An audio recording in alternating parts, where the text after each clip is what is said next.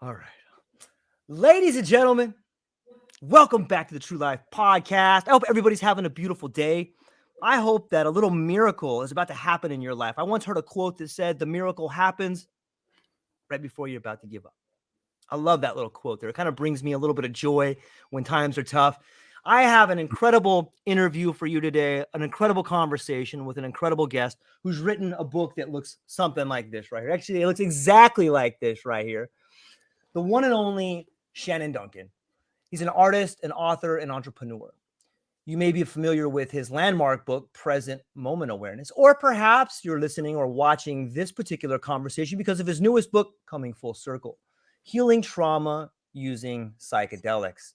Some people are referring to him as the Jack Kerouac of our time. He is the Michael Pollan of the Generation X. Shannon Duncan, I'm so excited you're here today. How are you feeling today, my friend?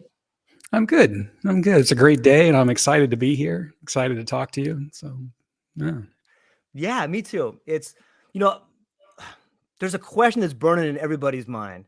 And after reading your book, the covers, the inside, I think everybody wants to know, what do you consider to be a fast motorcycle? That's a great question. Man, I have this Italian sport bike. It's an Aprilia Tuono, and that is probably 50% more power than I should ever have any business riding on. And I consider that to be a fast motorcycle. Okay. That thing that it's got this big V4 engine in it. So it's got this Italian sport bike rumble.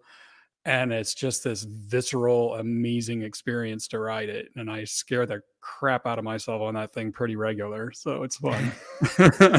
That's classic. My nephew is named after Valentino, the famous motorcycle rider who's just getting all nuts and stuff like that. So my dad used to race professional flat track, so you got the big steel boot and they're coming, getting all nuts. Looks like a lot of fun. Yeah. So when I read that about him, I'm like, oh, this guy just gets it, man. It's pretty cool. Yeah. I want to start off with this quote, and I want to read this quote to you and then kind of get your feedback to what you think about it. It's one of my favorite philosophers, Alfred North Whitehead, and the quote is, "Mysticism leads us to try to create out of the mystical experience something that will save it, or at least save the memory of it. Mysticism, clarification, action." What do you think about that? Processing that for a second. Yeah, I've never take heard your that time. quote before. That's a cool quote. So out of mystic experiences, we try to create understanding and have a memory of it. Boy, that's kind of 5-MeO DMT in a nutshell. Right? I have had profound moments of very enlightened states, not pure enlightenment, but just seeing things with such incredible clarity, and the heartbreak of knowing it's not coming back with me. But then there's this deep relaxation of knowing that it's there. My experiences on 5-MeO DMT have been spiritual and mystical, but they've also been deeply healing and opening, and it works on all those levels, right? And there's a great deal of surrender and knowing that, okay, my ego is not going to let me bring this back with me, but I've been here, I've touched that goal, and it's changed me profoundly. Yeah, the heartbreak of knowing it's not coming back with you. That's such a beautiful way to put it, because in the moment it's so clear and it's tangible. You can see it, you can live it, you can be it. Yeah. But then it just you kind of feel the layers coming back in that blind you from it, right? But you come back changed just the same, because you know it's there and you can feel for it, even if your mind won't let you specifically, sit here and live. We don't get to be Buddhas from doing 5-MeO DMT. At least I'm not yet. If I do, my books will be way more expensive, right? But, you get to touch the divine ever so briefly, and it's soft. For me, it softens me, and it gives me more trust in life and less fear of life, less fear of death. It's really opened me to just trust in the flow, touching those divine moments. So great quote. I like that. Yeah. Sometimes now that you say it like that, I wonder if it's not so much about us bringing something back as it is us leaving something there. Is that possible? Yeah, I've never looked at it that way, but Right? there's definitely my moments of intense spiritual clarity in psychedelics have always allowed an unwinding and a relaxing to happen. And sometimes Mm, you retension after getting back into yeah. everyday life a little bit. There's always that expansion and contraction that happens, but I feel profoundly changed by every one of those kind of experiences. They're beautiful. Yeah. It's fascinating to me Yeah. to get to be, take a trip to the mountaintop, as you say, and just have a few Yeah. moments of clarity and and when I think about moments of clarity or a trip to the mountaintop or a mystical experience or a psychedelic experience, you know, it it ties into language and these ideas of language and the way we express things. In your book, you talk and give praise to your writing coach, Nancy Marriott, and I hope I pronounced her name accurately right there. Yeah. And and in doing so, in writing the books that you've written, and in conjunction with the psychedelic experience, how do you think that language shapes your relationship with the mystical experience? Well, as we all know, putting a mystical experience into words reduces it, right? Totally. It's that whole Yep. finger pointing at the moon thing, and Yeah. you don't want Totally. to confuse the finger for the moon that it's pointing at, but it's you do your best to put into words so you can share for somebody else, and maybe that'll inspire them to go see for themselves. Um, Yeah. yeah, yeah. Nancy was a great writing coach. More than anything, she helped me to see that I can write for myself. I Mm. contacted her for coming full circle because I knew I could write the technical stuff. I've done a Right. lot of that kind of writing, but it was the personal narrative. I was concerned, gosh, I Ooh. don't know how to do that. But honestly, most of the time she was just saying, "Yeah, you're doing great. Keep going." And that's the cheerleading I needed to have Sure. faith in myself. She had some great pointers. Anybody that's wanting to write and needing a little help, I highly recommend her. But Yeah, it was a beautiful experience, a trying experience, a challenging experience writing that book, but a beautiful experience just the same. Yeah, kind of psychedelic in its own nature, trying to put your life and your idea and the thesis into words is sort of having to have that experience too, because you kind of got to sit outside yourself for a little bit and, it's almost like something writes through you at times. It's exactly like something right through you. It's, Totally. it's I've gotten a lot of approval for having Mm, written the book in the way that it came out, and honestly, it's always appreciated, but it's just like, man, that's just something that came through me. yeah. If I tried to sit down and do that again on purpose, for me, for approval, I couldn't do it. It was me getting out of my own way. And there was a favorite coffee shop here near where I live, and I did a lot of the writing there. And there were days I just like started having tears coming down. I'm like, shit, I got to go. Yeah.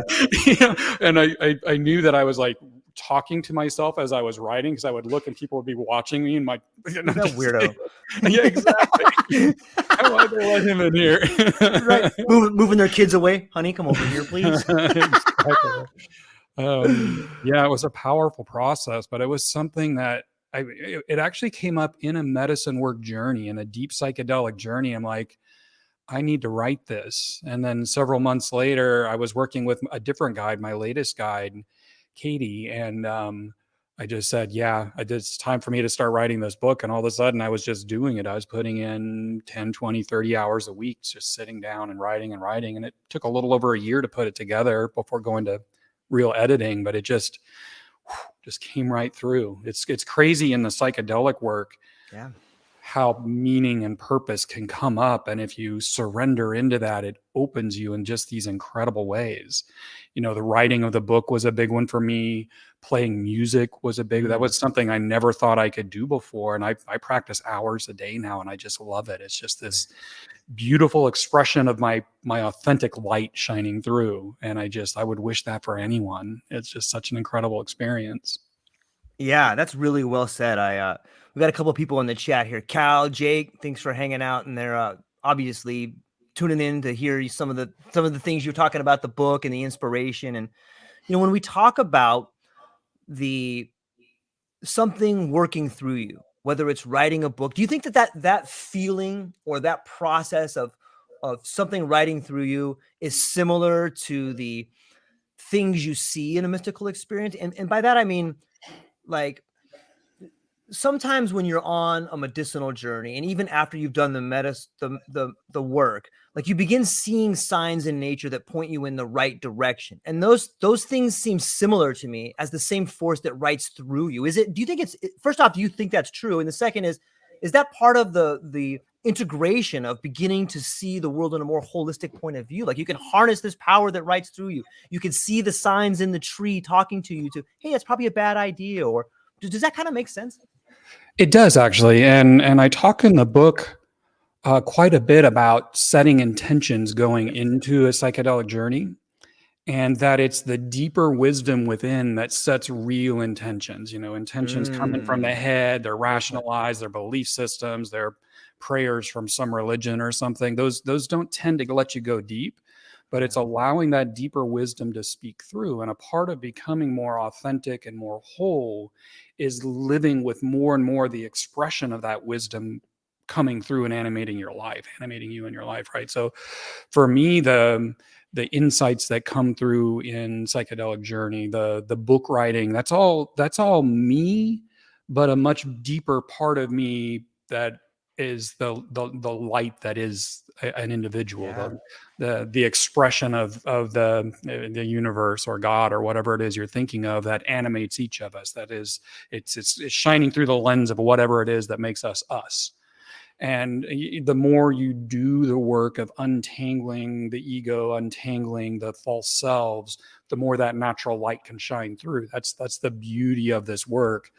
And why I put so much effort into writing about becoming whole and authentic and looking at shadows and discussing in the book is because all that does is clear the lens.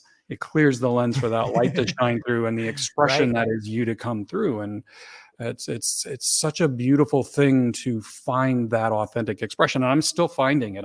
There's more that wants to come through me. There's something in the realm of visual artistic expression.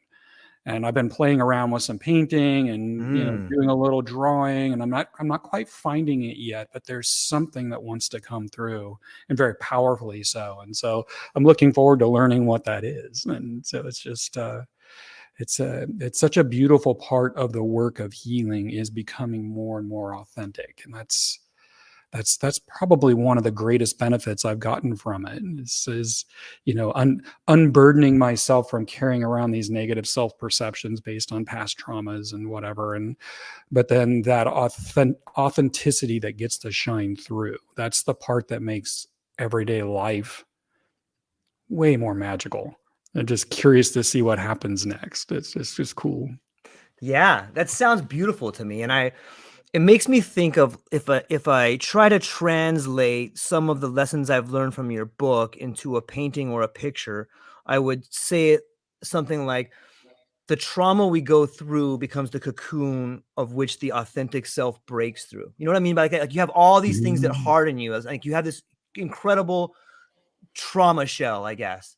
And then when you explain the light, like I can almost see the cracks in the chrysalis and the authentic self beginning to show through. Like it's beautiful the way in which we try to synthesize pictures and paintings, and a different sort of story emerges from the two-dimensional story, which I see a pattern here, not only in your book, but I'm beginning to see patterns in other books, and it's breaking away from the idea of the dialectic of modernity. And that for those that may not know, that the dialectic is thesis, antithesis, synthesis. And like that seems to be the narrative that modernity has gone through since, I don't know, the last 200 years. Like we have told stories in this form. It's thesis, antithesis, and synthesis. But what I see in your book is not only thesis and antithesis. I'm seeing this new third wheel, this new third stone emerge, and that's lived experience.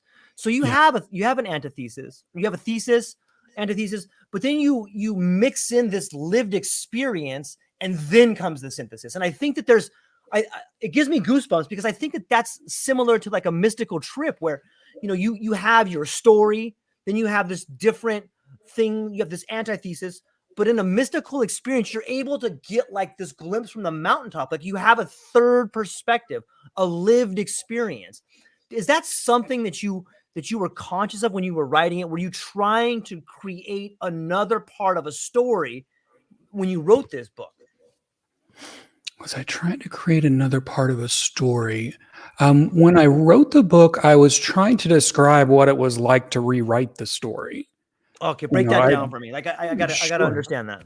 Yeah, sure. So, I had lived with a narrative, both conscious and unconscious, of who I Yes. am and what I'm capable of. And, I knew I was a smart guy, lots of smart people in the world. And I knew I had some potential, but a lot of it was really hindered by deep insecurity, deep stories about myself. I mean, at the core of me, stories about my safety in the world, my ability to be open and available to other people. Just all these stories that really limited who I was. And going through the psychedelic healing experience, and in the book I talk about how there's three basic uses of psychedelics that I've identified. There's probably way more, and I'm excited to learn what they are, and I'm excited to meet people who've had different experiences. But there's recreational, which we've all enjoyed, music festivals or whatever, and lots of times people get powerful insights in those that really help reshape their life or set them on a new course. And then there's expansive, which is the mystical kind of experience. It's where you're opening into something far larger than yourself. You're seeing things from this higher perspective. You get those powerful life-changing insights. You can have emotional releases. That's the spiritual retreats. That's a lot of psychedelic therapy. Like they harness the power of this expanded state of consciousness to really relook at how your life is wired together, how your self-perceptions are wired together. And then in the book, I go into medicine work. And medicine work is on a whole other level, not better than the other experiences, but just different. And that's where you take that expanded consciousness, this powerhouse of your own conscious awareness, and you take it deep into your own shadows. And that's where you confront the terrifying stuff, the stuff that you're usually psychologically hardwired to stay out of. And traumas live near the top of that list. That when you experience true traumas, the emotions that came with it were so powerful that your body, your psyche determined them to be a threat. And so they're locked away, and all these defenses are built around them. And that's those defenses that cause so much trouble in our lives, right? It walls us off from other people. It makes us reactive and easily triggered. It's whatever it is, the ways that we really diminish ourselves in our lives. And so medicine work is about going there directly against our own psychology's hardwiring to stay out. And sometimes in psychedelic experiences, people have what they call bad trips. But really, my experience has been bad trips are when this deep emotional material starts to move, the body panics, you go into paranoia, you go into imagining scenarios, anything to keep you away from the actual thing being triggered. But in medicine work, that's the pay dirt we're looking for. That's your gateway to go in. And when you've got a qualified, good guide with you, and you've got the right mindset going into it, you just breathe through those intense feelings coming up, and you allow things to unwind and for true healing to happen. And that's the real magic of healing trauma with psychedelics, is moving out of just the expansive approach and going deep into the medicine work approach. And that's why I took so much time to really try to be clear about it in the book. Because even many of the so-called psychedelic guides that I've met have had no idea you could go deeper. They've never done it themselves. So I don't know what it is they feel like they're offering to people that they're sitting for, which is why I complain about them quite a bit in the book too. Is I want anybody who's interested in pursuing this kind of healing to understand what they're looking for when they're looking for support, and what to watch out for.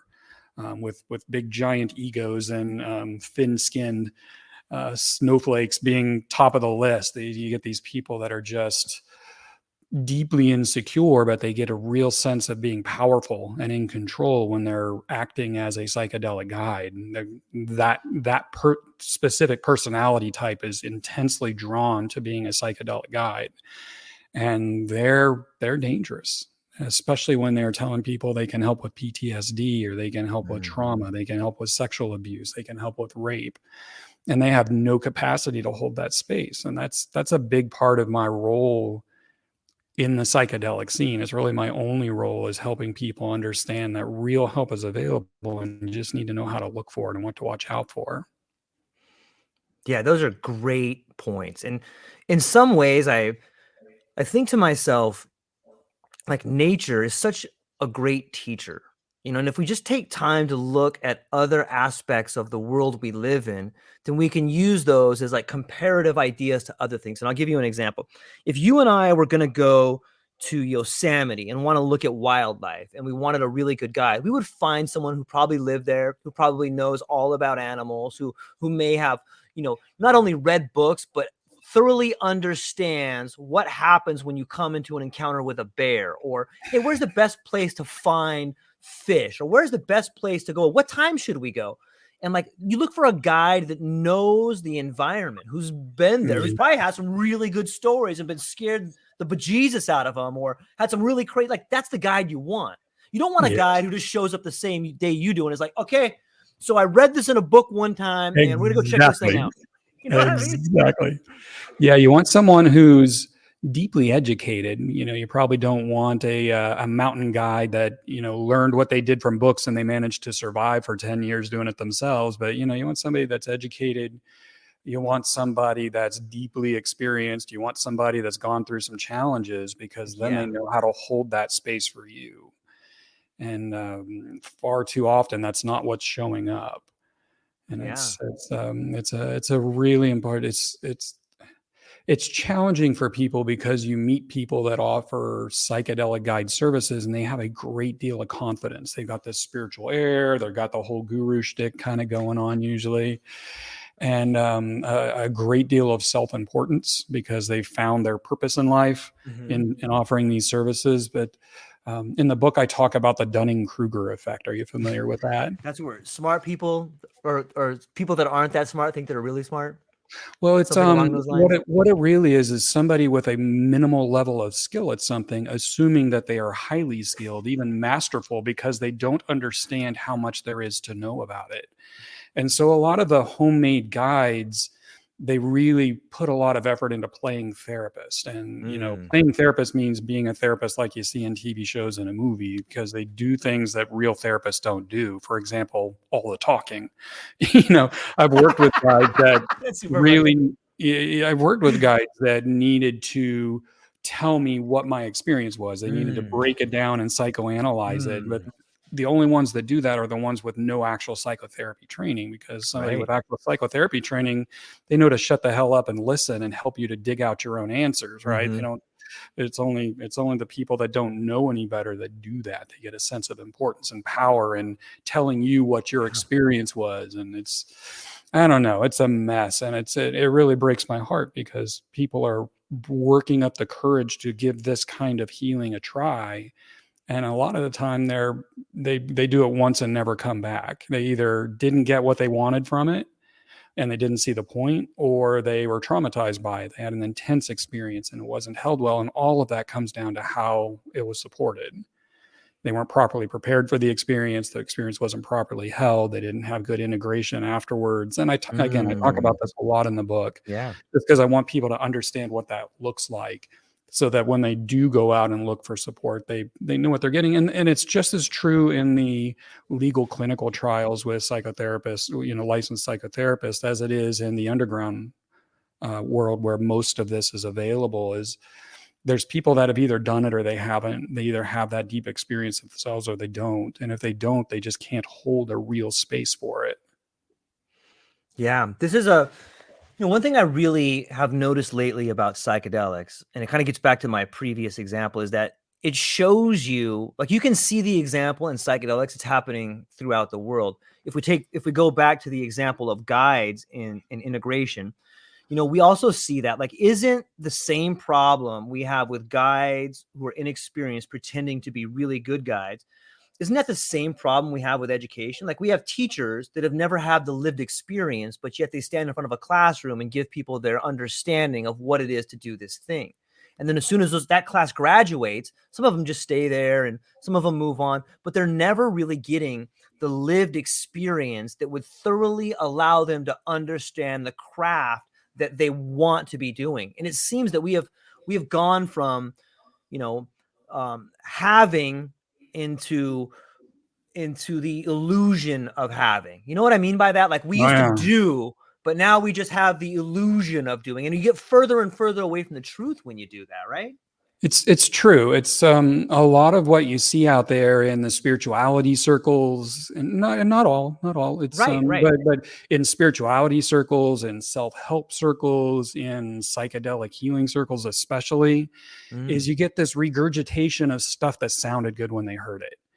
And it's just people hear these things and it somehow resonates with them, and so they take it on as true and they start repeating it as being truth, and they start using that in their therapy sessions with other people, but they've never actually had a direct experience of it, and so they've never actually healed in that way. They've never actually, it sounded good, and a lot of times people are more interested in talking about these things and having community around these things than actually believing they can do something real with it. And it's the difference between speaking from what sounds good, what sounds right, what other people have said, and speaking from direct experience. And that direct experience is something that I worked really, really hard to convey in Coming Full Circle.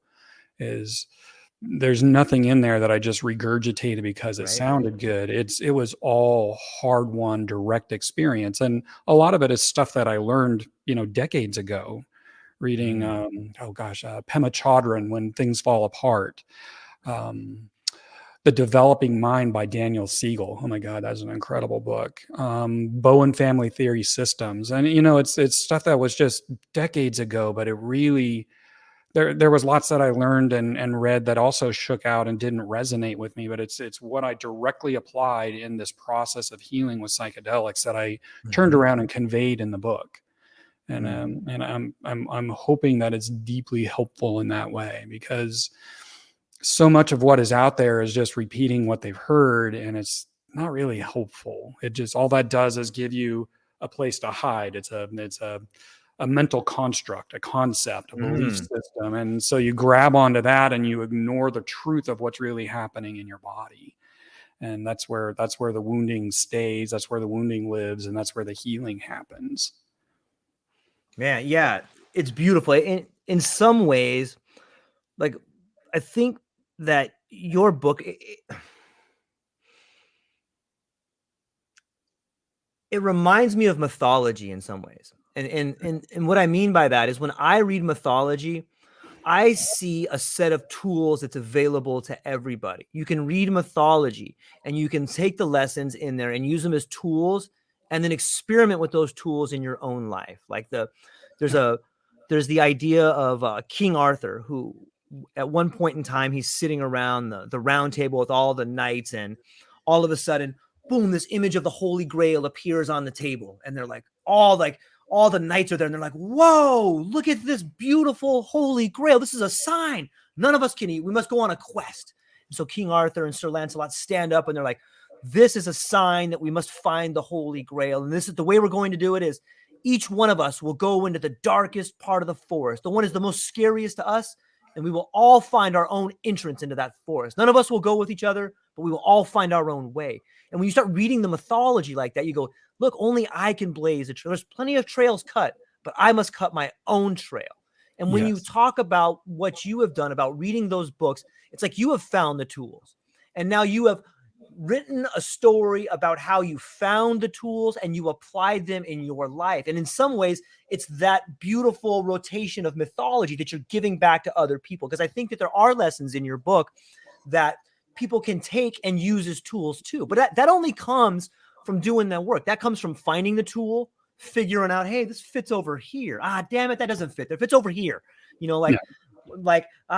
One of the funniest, like, your book is chock full of humor too, because it's so vulnerable. And like, I remember you in one of the stories you tell about you and a young lady, and you are the guide in this one. And you're like, listen, I'm gonna show you this experience. It's gonna be beautiful. And then you go in to tell how that whole thing falls apart, man. Like, that's so funny to me. Thank you for doing it. You know, I don't want to ruin the book for anybody, right? No, they People wouldn't should check ruin it the out. book. Yeah, Maybe you can share a little bit of that story then. Yeah, then in that section, I was talking about once you start using psychedelics for deep healing and you're giving permission for old pains to surface, that trying to use them recreationally can be problematic. And I was seeing this woman briefly because of this because of this scenario, and she wanted to know what it was like, and so we did some MDMA together, and that was a beautiful day. That's a really safe one. And then the next time she visited, she wanted to try mushrooms, and we did it. And her initial fear, you know, because when somebody's new to mushrooms, you can have some fear as it's coming up, and her initial fear just triggered something deep in me. And I spent the rest of the trip just holding on by my fingernails. And she heard me purging. She saw me laying there with my legs kicking. And in the book, I use the term, she got to see how the sausage gets made with medicine work, right? You know, stuff that's just normal in a medicine work session would be really troubling to somebody, their first trip on mushrooms, to see somebody else going through. And it just... oh, it was so humbling, and I'm still really embarrassed by the whole thing. She and I have laughed about it since then, but it's so honest though. It was just this. I just wanted people to understand that once you invite in deep healing with psychedelics, they're going to use that opportunity. So if you're doing this deep cathartic work, and then you try to take some mushrooms and go to a concert, you might be in for an interesting experience, and you just need to be aware that deep stuff can move even outside of the guided stuff once you invite it, once you start allowing it out. And that was kind of the lesson of that chapter, was be mindful. Yeah. It's so meta. Like when I think about that story and integration, like it's integration on so many levels, because you have to integrate like what's happening to me there. And then you have to integrate the fact that you did it in front of somebody. And then you have to integrate the fact of like, okay, I did it in front of this person that I kind of like. They probably think I'm crazy. And I gave it to them. Like there's just it's so meta. It's just keeps layers and layers, right? Yeah, there was a lot to process with that, but mostly I learned, all right, until I get past the intense, fearful stuff that's coming up in my psychedelic healing sessions, I should probably not do psychedelics recreationally. And so I took quite a bit of time off until I felt much more comfortable that there weren't more surprises waiting to come out. And, you know, once I got kind of to the core of things and it's all housekeeping and healing and maintenance, now I can do recreational experiences, but I'm very selective in doing so. Yeah. You know, in some ways, it almost seems like when if you read like books by The Cosmic Serpent by Jeremy Narby, or you read some of the 2-volume set by Dr. Jessica Rochester, you begin to learn about rites of passage, apprenticeship, you know, the proper way to learn about using different plant medicines. And they talk about apprenticeship as a huge part of it. But it seems to me on some level, and perhaps it's always been this way, but the world has a way of apprenticing you. And I'm not saying it's the right way, but I think that there is an apprenticeship. The world, it's almost like it's handing scholarships out to some people. And okay, you start off recreational. Like so many people started off recreational, you know, and in That's some a great way to ways, start. Yeah, like, hey, I'm gonna go to Balboa Park and check out the Laser Floyd show. You know what I mean? Or you know, and all of a sudden you have a friend, something happens. You maybe the thing that happens is afterwards you guys are finishing off your 8th together and you're smoking some weed and you're just all of a sudden things start making sense, you know, and you're like, wow, that was interesting. But it does seem in some way like there is this natural apprenticeship that happens, and you get more and more challenges. You get more and more trauma coming up. And if you graduate through it all, the next thing you know, you're writing a book that's a bestseller. You know what I mean? Like it's interesting how the world works in concert with you if you're willing to take the hits. Is that too deep? Is it too much to think that the world could work like that? There's a lot to that. So in getting the most from psychedelics for yourself, which is how I started. It sounds like how you started. You know, those challenging experiences, those deep experiences, sitting with friends when they're going through challenging experiences, those are a type of apprenticeship. You're learning, you're going deeper, you're learning a sense of confidence and how to navigate that space. And those early experiences have helped me out in amazing ways going into the deeper medicine work. You also talk about apprenticeship, and that's one of the things that I really, what's the word I'm looking for? I really advocate for, is that anyone who's going to be even a trip sitter, but any level of a support during a psychedelic experience, that they have intensive internships under somebody that's been there and done that. And it's just an important part of the process. And it's not one of those things that you can fake it till you make it. And although there's a lot of people trying, and so apprenticeship in that way is really powerful, but also apprenticeship in medicine work sessions. So the guides I've worked with have gone before me into the kinds of spaces that I'm going through, and how they hold the space, the confidence that they have to reassure me that I'm going to be fine, even though it feels like I'm going to die. Yeah. Feels like I need to get up and run out of the room and run down the road screaming.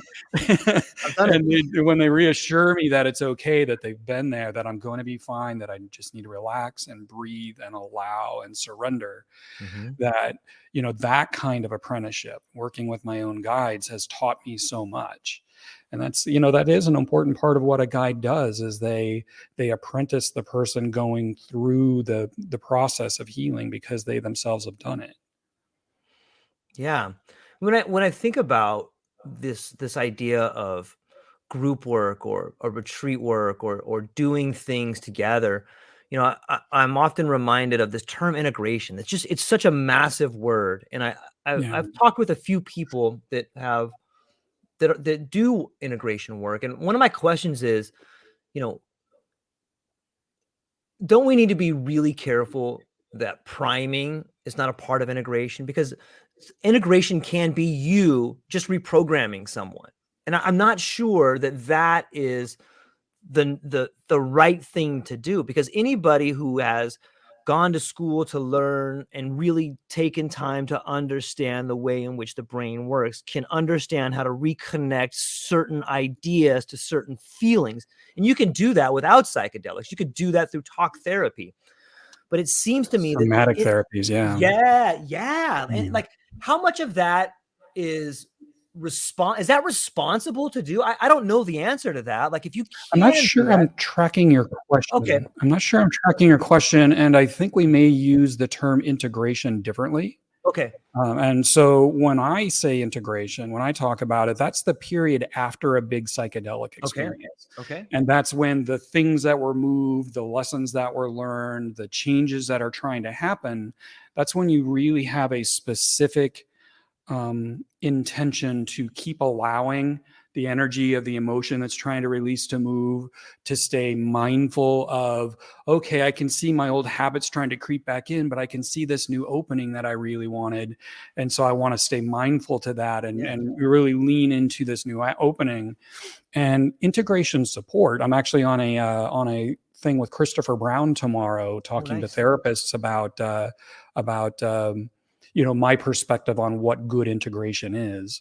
But integrated support is support to help you stay open and keep what started moving in the psychedelic session to keep moving, so you can maximize the benefit from the changes trying to happen. Because you can have these big psychedelic experiences and you just go right back to your normal life and your normal habits, and you'll have some expansion and contraction and some benefit that comes from it, but it really gets minimized because you kind of settle back into the way you were before really quick. So this integration period for a few weeks or even a few months afterwards, you've got this support and this intention that you want to allow yourself to keep blossoming. You want to allow, even if things become fearful, you can breathe through it and you don't have to close off again, or you close off and then you reopen again. And that's really what integration is you're integrating the changes that came about. If you've got somebody giving integration support that's telling you how you should feel or what things mean, or trying to give you their answers, well, you're working with somebody playing at being a therapist and not a real therapist. And that's a good sign that you need to find different help. So I don't know how that is in alignment with what you were thinking of as integration. For me, Yeah, the psychedelic experiences, you have support before that's preparatory. So you're helping get really clear on your intentions. If you haven't done any kind of somatic body experiencing work, they would help you get in touch with what your emotions feel like in your body and how to navigate down through the layers. And so for some people, that'll be a month. For some people, that'll be 6 months or a year. But then you're the best setup you can be to get the most out of the psychedelic experience. In Canada, I was just exchanging information with somebody where they're doing low dose ketamine in traditional psychotherapy. And that would be a beautiful way to start prepping for a bigger psychedelic experience, because you get used to what it's like to have your body opened for you, to have these emotional spaces open and having more access than you normally do. And you can use that. I love that as an idea for preparing for a bigger psychedelic experience, whereas other uses for ketamine, like take-home ketamine and psychedelic telehealth, I think that's just criminal. It's so negligent. Ketamine clinics with the IV drips, there's people getting benefit from it, but mostly what I see is a symptom management, not healing. And but this use of low dose ketamine, I use big dose ketamine in my psychedelic journeys all the time, but they're guided and there's somebody there, and I'll do 250 milligrams and suffolated, and most people that would put them through the wall. They would just wake up in the next week, and I'm conversational. I'll take that and then I'll do mushrooms on top of it, or 3-MMC or MDMA, and it's incredible day. It's an incredible tool, but it has to be used properly. It has to be used with the right intent. It's interesting the way you explain some of the ketamine work as symptom management. And in some ways, it seems eerily similar to the way we use SSRIs today. Do you think that could be similar if it continues to go around, or is it being pushed in that way there? There's always the chance that there's something about this that I don't know, that I could say that about anything I talk about. But my experience has been, microdosing mushrooms, low dose ketamine, it's symptom management. And it might be that that's all somebody is ready for. And if that's the case, then I would personally lean towards microdosing mushrooms instead, or LSD, just because ketamine can become psychologically addictive, and it'll start calling your name in really sneaky ways. I mean, I use it once a month-ish. And even just with that, I'll have an evening where I may be a little bored or I'm a little anxious and I don't feel like practicing piano anymore. And my brain will, well, we could do some ketamine, maybe watch a movie. It is sneaky how it sneaks up on you. And I really deeply worry for the people that are being given take-home ketamine just for that very reason. It's already being shown that people are using larger and larger doses, so they're running out before their next prescription refill. And I have to wonder how accurate the reports of how much it helps with depression are, and how much of it is people just wanting to keep that prescription coming. I've personally known people that have had real problems with ketamine, and it's just so reckless and irresponsible to send that home with people to use every day. It's just such a bad idea. And there's better ways to heal. There's better ways to manage. And I would say if ketamine is helpful for you in relieving the symptoms of depression, maybe give microdosing a try if you're not ready to go in and directly confront the causes for why you're shutting down in this depressive way. And that could be something you do until you do work up the nerve and the resolve to face what needs to be faced to do real healing. Yeah. I find myself always like turning to Aldous Huxley, like I probably do. I'm sorry for all the listeners. I always do this, but like, it seems to me like if you look at his collection of books, from like the Perennial Philosophy to the Doors of Perception to Brave New World to the Island, like you see this flow of his thinking in a ways. Yeah. And sometimes I feel like we're in between, or we're coming up on Brave New World, but we could transition to the Island. And what I mean by that is, in the Brave New World, they talk about soma, which is explained as a dissociative, which is the same way ketamine is explained. Yeah. And when the way I hear you explain it, like symptom management, and then I talk to some people who are thinking if you read between the lines, you can see multinational corporations toying with the idea that a disassociative can make people more productive, and it just seems like yoga on the slave ship to me. You know what I mean by that? Like, hey, here we go over here. What do you think that there's a potential problem for that? I think that there's a potential problem with a great deal of what's happening in the psychedelic renaissance, because it's also a psychedelic gold rush. And, things like 5-MeO-DMT, they're coming up with patents for versions of 5-MeO-DMT when a massively, unbelievably powerful version exists for free. We already know that recipe. We already know how to make synthetic 5-MeO-DMT, and properly administered, there's nothing more powerful that I know of on earth for opening a person's psychology and letting it be expressed and examined and healed.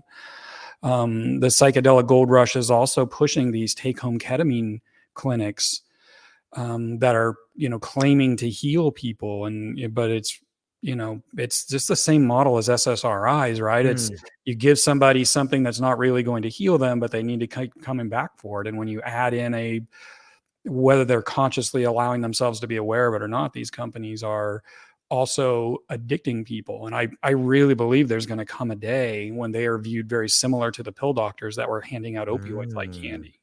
It's going to create a whole new wave of people with some serious problems, especially when the government comes in and says, yeah, this was a bad idea. You can't do that anymore. And now all of a sudden they're, trying to score ketamine off the street instead. And it's just going to be, it's a problem, and there's better ways to go about things. There's more responsible ways to go about things. Yeah, it's interesting. I was talking with a young lady yesterday, Lubov, who's a big fan of yours, by the way. She's like, "You're talking to Shannon tomorrow." Oh man, she's all stoked. Nice. So shout out to her. And she had mentioned something that I thought was interesting. She had mentioned a lot of things I thought was interesting. She's a very interesting person. However, one part of the conversation that we had was about the psychedelic business ventures that are happening and how a lot of them seem to be failing. And she had mentioned like, maybe that's a sign that the world we're moving into is going to either destroy the industry, or it's changing the industry, or maybe it's a sign that these particular medicines can't be commercialized in that way. And the example I gave back to her is, if we take cannabis, for example, like it was fast tracked and there was all these things that happened. But if you look at the price of cannabis now, it's just rock bottom, and maybe that's what's happening. Maybe it's like, these particular medicines are finding a way to show us you can't use medicine in these models that we have. Does that kind of make sense? Like, you're seeing the models fail kind of. It's something that I complain about pretty regularly on LinkedIn. I talk about people who are unqualified and holding these spaces, for one, because there's a rush for people. There was a time when, people were super fired up about CrossFit. They went to a CrossFit gym and all of a sudden they had deltoids and muscles they never had in their whole life. So they mortgaged their home and they opened their own CrossFit gym, but they had no background in exercise physiology. They had no understanding. And here their workout of the days were ripping people's shoulders out of their sockets and snapping spines. And, it's kind of that thing happening. But there's also this rush to capitalize on psychedelics that is radically diminishing the efficacy of them. A lot of what's showing up in clinical trials, these therapists are either so unaware of how psychedelic healing actually works because they've never actually done it. Maybe they dropped acid in college and they think that's what it is, and that's not what it is. They think that big insights are what does the healing, and that's not what does the healing. Or they're either unqualified, or their hands are so tied that they can't be effective in the clinical trial models. I mean, a lot of times you're like in a zero gravity chair or a recliner, or you're laying on a sofa and you got on eye shades, you got on headphones, but you're in a professional office, so you can't scream or yell or cry really loud. You know what I mean? You can't give expression to the emotional release that needs to be, because a lot of times it's in movement. So you can't be on a sofa, you need to be on a floor. And music is really helpful for shaping experiences. But if you're wearing headphones, one, they're distracting, and two, if you start moving around, you knock them loose. You need to be in a place where you can play the music pretty loud if it needs to be loud. but that you're not going to disturb neighbors. But you also need a place where you can have permission to be loud yourself.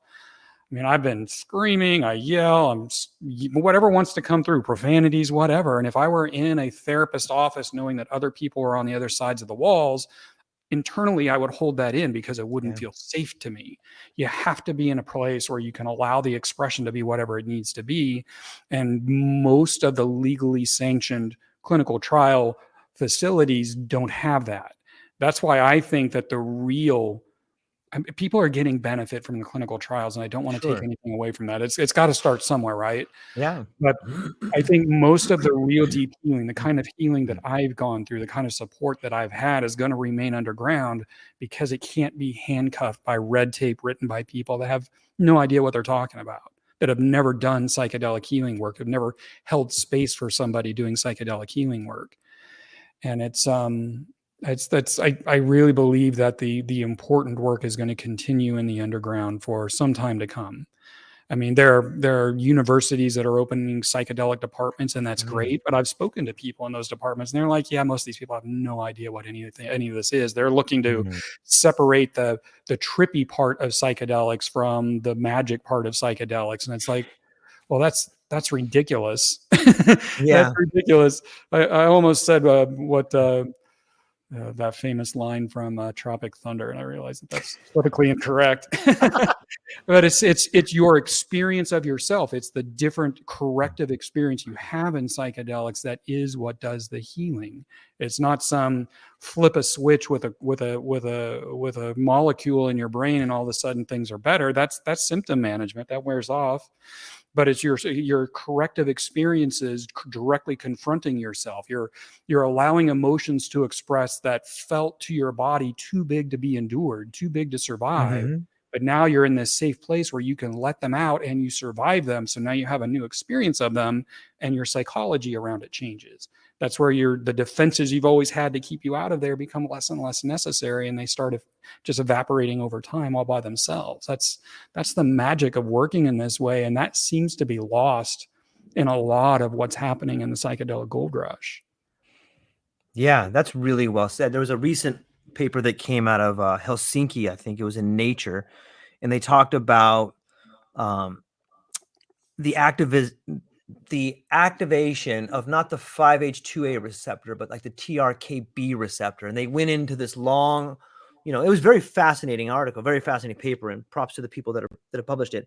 But it went on to talk about the potential to just stimulate this particular receptor and have the dendritic spines grow and all this growth and stuff like that. But the problem I see with that research and the other research where they're trying to take the magic out of the medicine is that it's all theoretical. Like, it looks good on paper, but they don't have any person that's been like, yeah, I've done this and I've done that, and they're the same. And I think that is like, I don't think they'll ever find that, because anybody that's had that terror before the sacred realizes that terror before the sacred was this part that can never be duplicated. In fact, you can't have the same trip twice, but you can have this story that stays with you forever.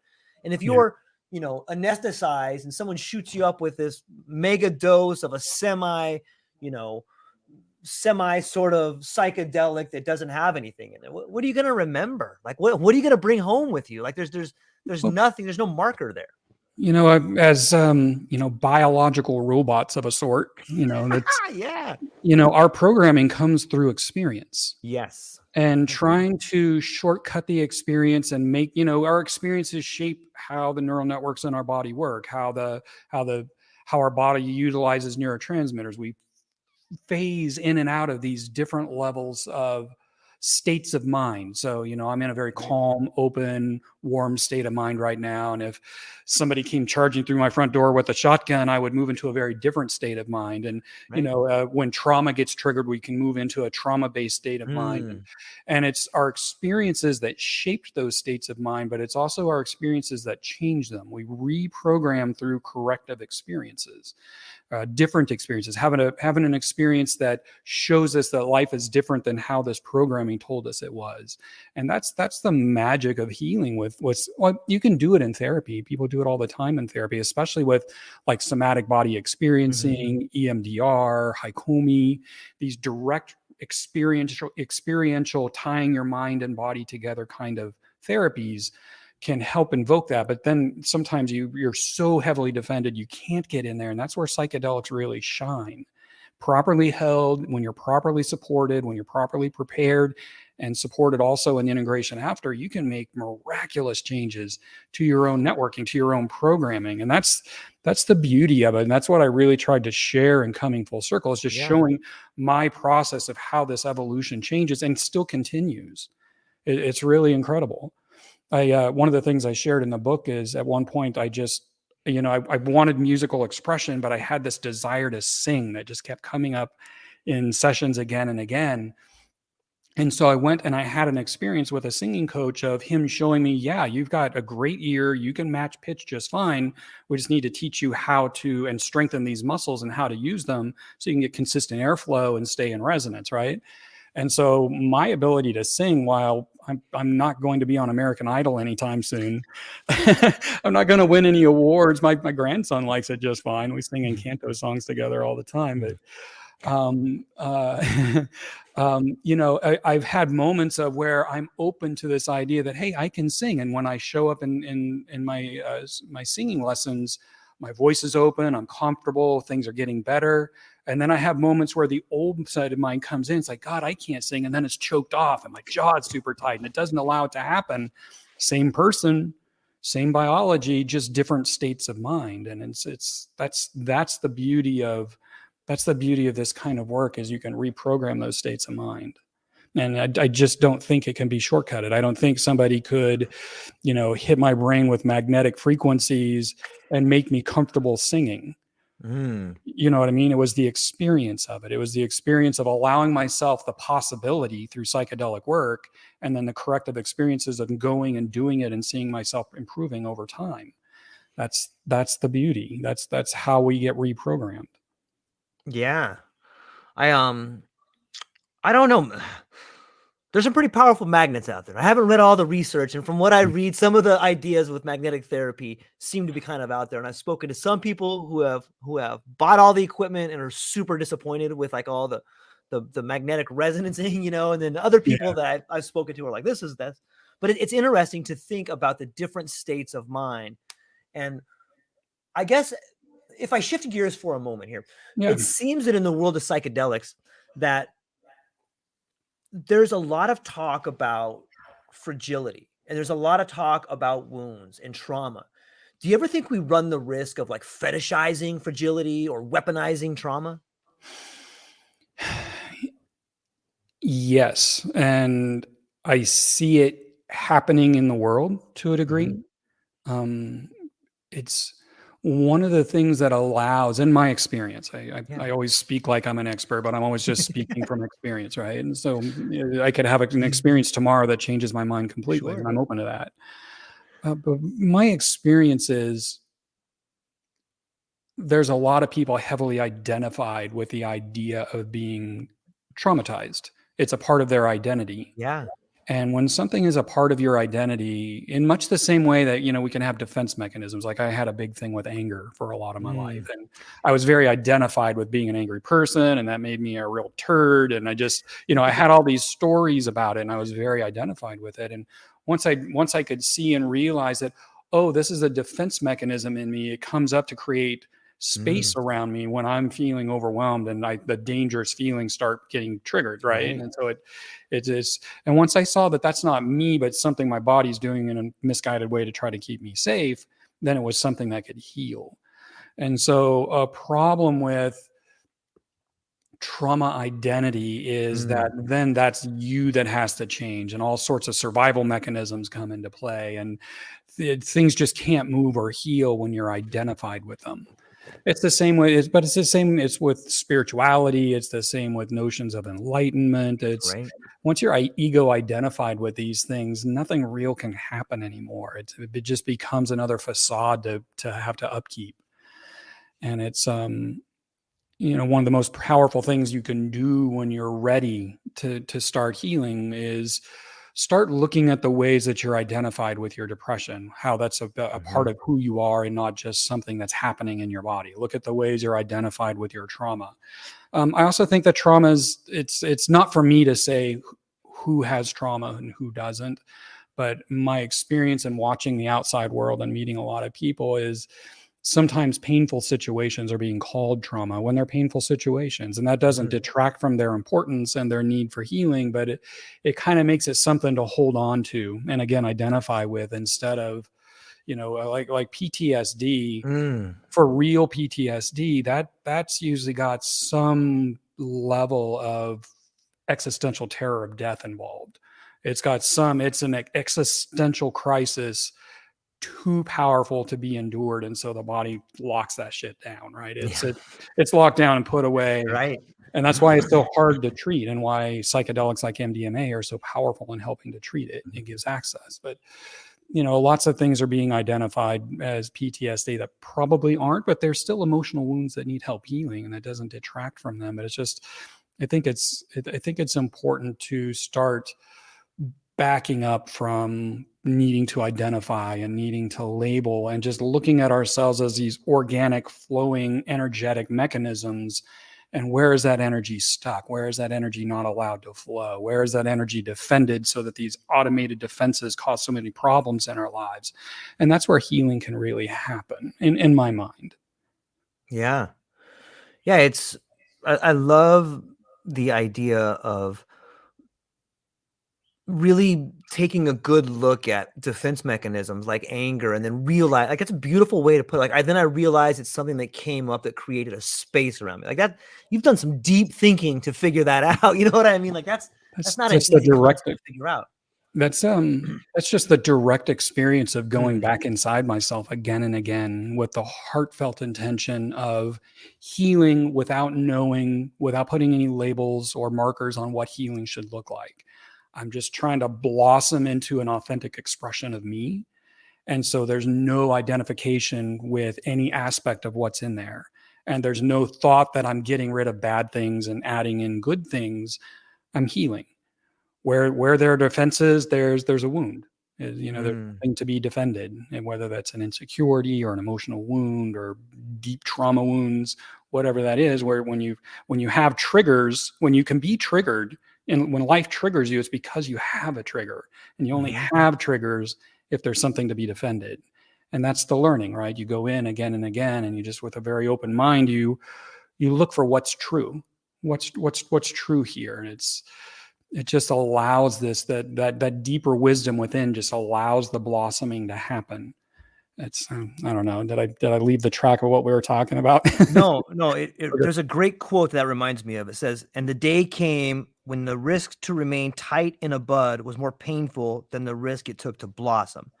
And Yeah. like, and when I think about that, Yeah, that's beautiful, actually. isn't it? Yeah. It's Anais Nin. Anais Nin, I think, is that quote. But it's so true. But when I think about what you said, that quote, in blossoming, and the manifestation of anger as a bubble around you, it seems to me at that point I could get stuck, or I could see other people getting stuck, recognizing, hey, this is a thing around me, but look what it's done to all these other people. Then my mind automatically goes into, wow, I've hurt that person, that person, that person, that person, that person, that person, that person. And how do you get unstuck from that? It's easy to start being critical of the self, being Totally. judgmental of the self, feeling shame for the self. Yes. In my own life, I've just owned it. I've just owned, hey, you know what? I can see that I was a real knucklehead there, and I did not treat you well, and this just came from my own pain, and I'm so sorry. And that lets it go. That is, I own it. I own it within myself. Right. I've had defense mechanisms bring out behaviors in me that have been hurtful for other people a lot. And there are people who had similar things that raised me, and their hurtful behaviors hurt me a lot. And I can have empathy for them because I can see how it works in me. God, there was something else I wanted to say and I lost it. I'm sorry. Oh, we were talking about the bud and Yeah. too painful to stay in. And I've used the analogy of when I started medicine work. I remember those just heartbreaking images of people on 9/11 when they had the choice to stay inside and burn alive or have a few more seconds of life and jump when there's really little or no hope. It was terrifying, but that was kind of the options. And when I moved into doing deep psychedelic work, that was where I was. I was in a lot of suicidal despair, a lot of suicide ideation. I had had an attempt not that long before. And it was just luck. It was just grace that, all those pills I took on half a bottle of whiskey didn't kill me, but instead I woke up and something in me decided to live. And it wasn't too long after that I was introduced to my first guided psychedelic session with 5-MeO-DMT, which I talk about in the book. And it gave me hope. That was me jumping out of that window. And it's just like, I don't know if this is going to help, but I can't stay where I am anymore. And so I made that leap and I made that choice. I set the intention that heal or bust, right? And it was again grace that I was matched with a guide, well, not perfect and certainly not entirely qualified to hold the space for trauma. I didn't understand when I started with him the depth of the trauma that I had.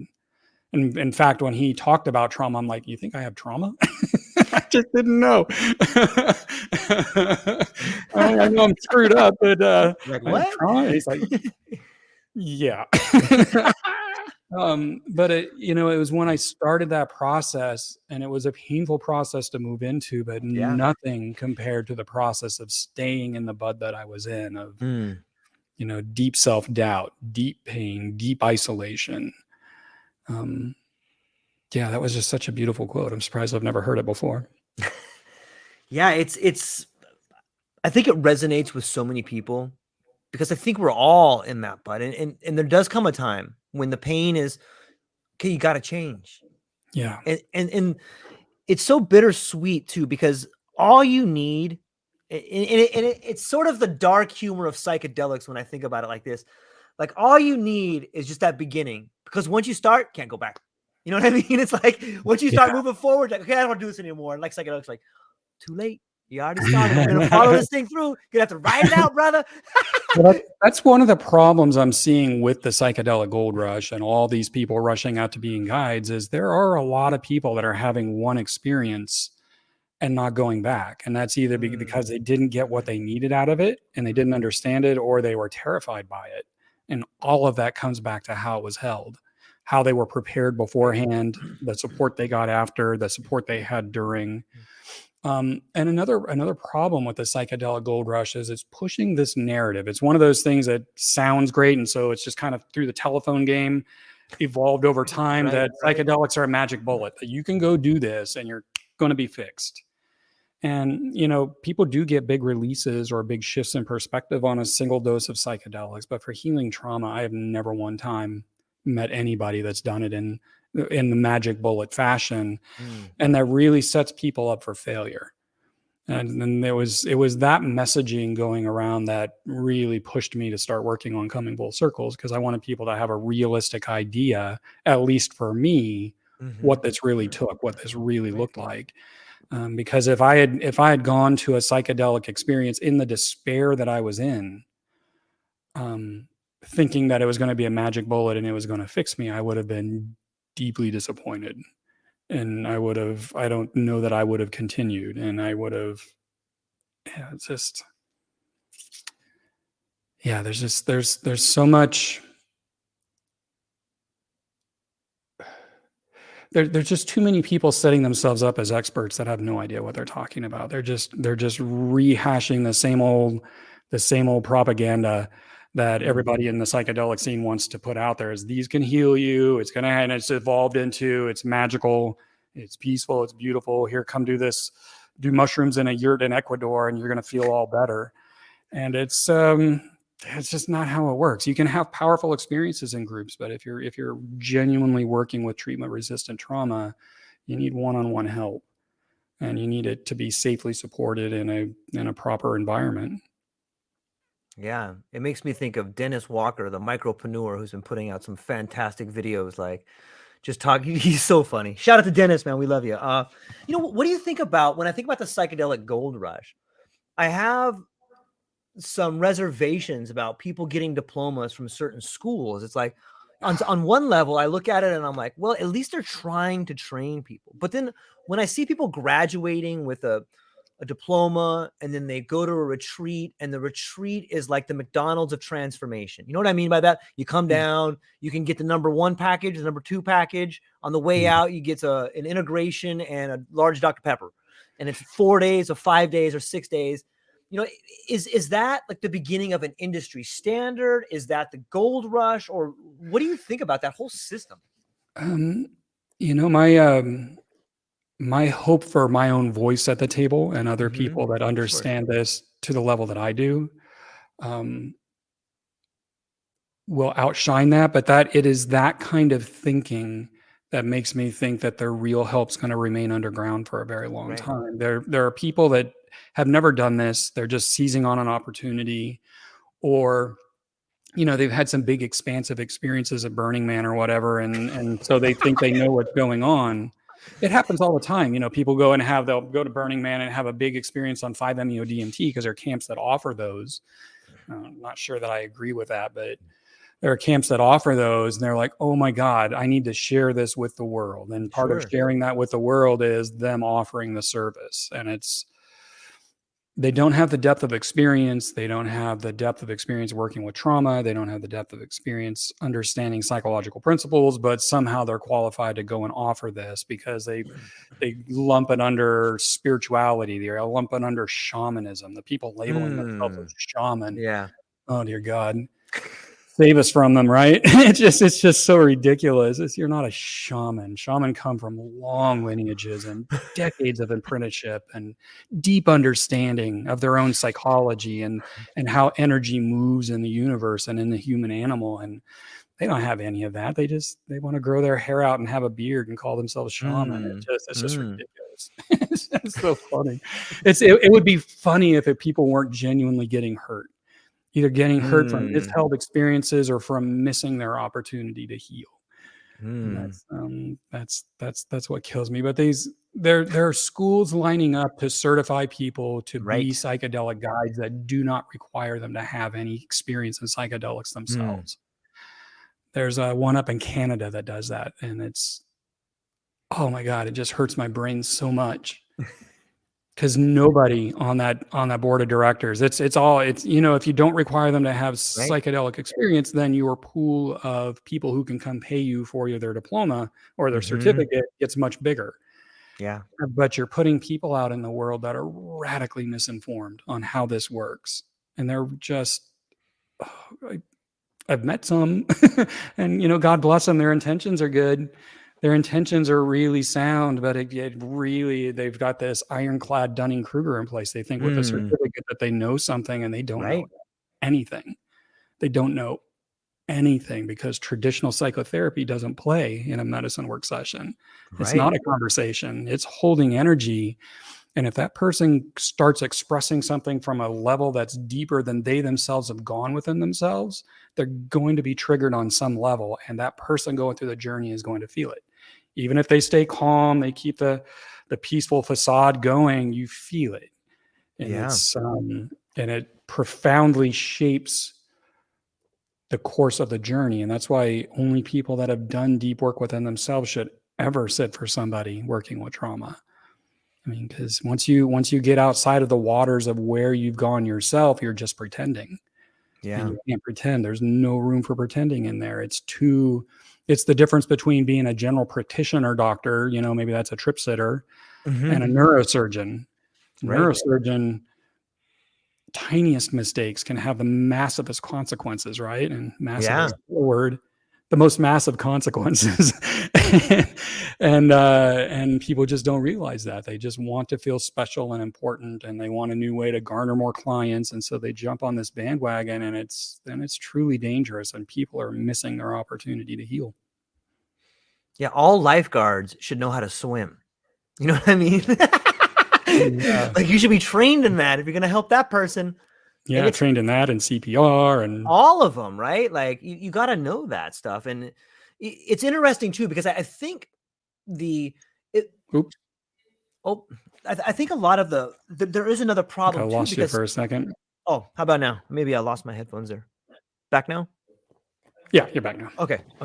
It seems that a lot of people who go to get help, they want to see that certificate. They're like, hey, you're going to serve me medicine. Where did you, and rightfully so, they have questions about it, but where were you trained at? Where's your certificate? And if you don't have a certificate, but you have traveled the world providing medicine for people, you can look like someone, at least to the untrained eye, of like, what do you mean you don't have a certificate? Where you didn't go to that school? So I think it kind of on both sides a little bit, right? Well, it's why in coming full circle, I spoke at length about what qualified support should look like, how to identify unqualified support, whether they have a certificate or they're a licensed therapist or they're a PhD or not. Right. And I even give a list of questions to ask, just so you can start getting a sense of where this person's really coming from and how much they actually understand.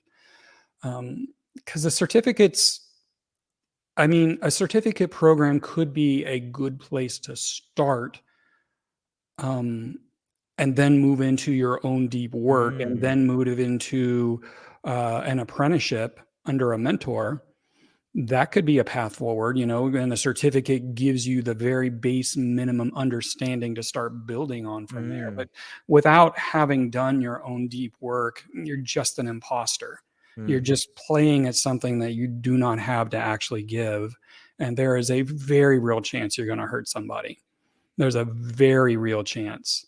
I had worked with a guide who I still respect and love, but when we started coming around some of the more intense traumas that I had gone through that I didn't even know I had gone through, we started recognizing pretty quick that we were out of his depth, because he would become triggered at times. He would close off. He would, it wasn't big triggers, super subtle trigger, micro triggers. But when you're on psychedelics, you feel it. It's like the temperature in the room changes. You feel it. And we were just out of depth of what he could hold a space for. And, somebody that's never done any of this work, the whole experience is going to be like that. And if the person doing the journey has never had any other experience, they're going to just think this is what it is. And, okay, this isn't going to work for me. There's a powerful thing that happens in guided psychedelic work when you're working with an authentic person who's done deep work, that's qualified to do it, that can hold an open space, is there's a trust. And it's not a psychological mental trust. It's a deep trust that they're going to hold this space and you're going to be safe to let these very sensitive things out, these very dangerous feeling things out. You're going to feel safe with them. And it's not always obvious when you don't feel safe. If you obviously don't feel safe, that's a big sign to get the hell out of there, right? But there are lots of little micro signs of not feeling safe that just cause a closing off, a lack of accessibility.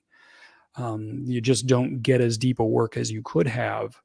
And that's where the real losses happen with unqualified help, with people with paper certificates, but no experience, no real understanding of how this works. They hold the space and the person has what feels like a big psychedelic experience, of course, because it's psychedelics, right? Take a fistful of mushrooms, something's going to happen. Guaranteed, every time. You've never done MDMA before. It's going to be a big, profound day for you, and good stuff is going to happen. But what they don't realize is how much more could have happened if these invisible barriers hadn't been in the room, because this person couldn't hold space for them. And that's where the real damage starts happening, is you never get to see what's really possible. You lose your opportunity to heal because there's no space in the room for you to truly let this stuff out, to truly cathart. And it's a big part of it. And it's the part that the people that have no idea how this works have no idea is there. Do you think that is one of the biggest differences between someone going it alone and group work, is that you can really go deeper with group work, or is that accurate?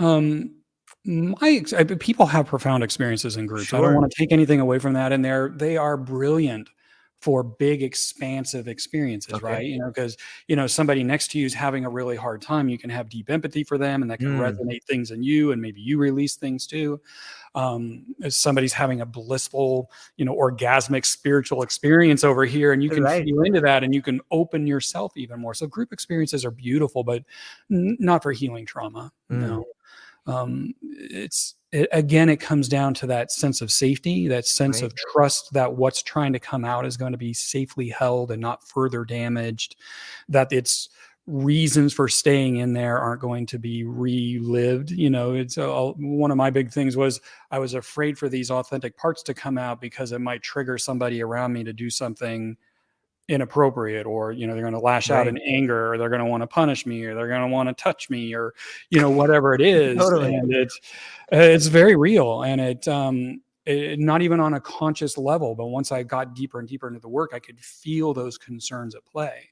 And so who you're around, if you're around a room full of people going through a variety of different emotional experiences, the likelihood that you're going to feel safe enough to let that out is pretty small. And it's the same with unqualified guides. The likelihood you're going to feel safe enough to let that out is pretty low. You might go into a bad trip experience and have something terrifying come out, and hopefully you've got good support to let it out. But to let it out in a systematic, safe, and even comfortable way with a guide, that's where it really becomes beautiful. That's where it becomes really powerful. You know, regularly in my psychedelic healing work, I would have big fear come up, and my guide would work the vagal nerves on the side of my neck and remind me to breathe. And it would just become energy flowing. It was no longer this thing where I felt like I was going to be killed, but it was just this release of energy. And then we would get to the stuff underneath. And it's such a beautiful, incredible experience when properly held. And that's what I wish for anybody that's seeking this kind of help. That's if I have any mission in regards to psychedelics in this way, it would be that.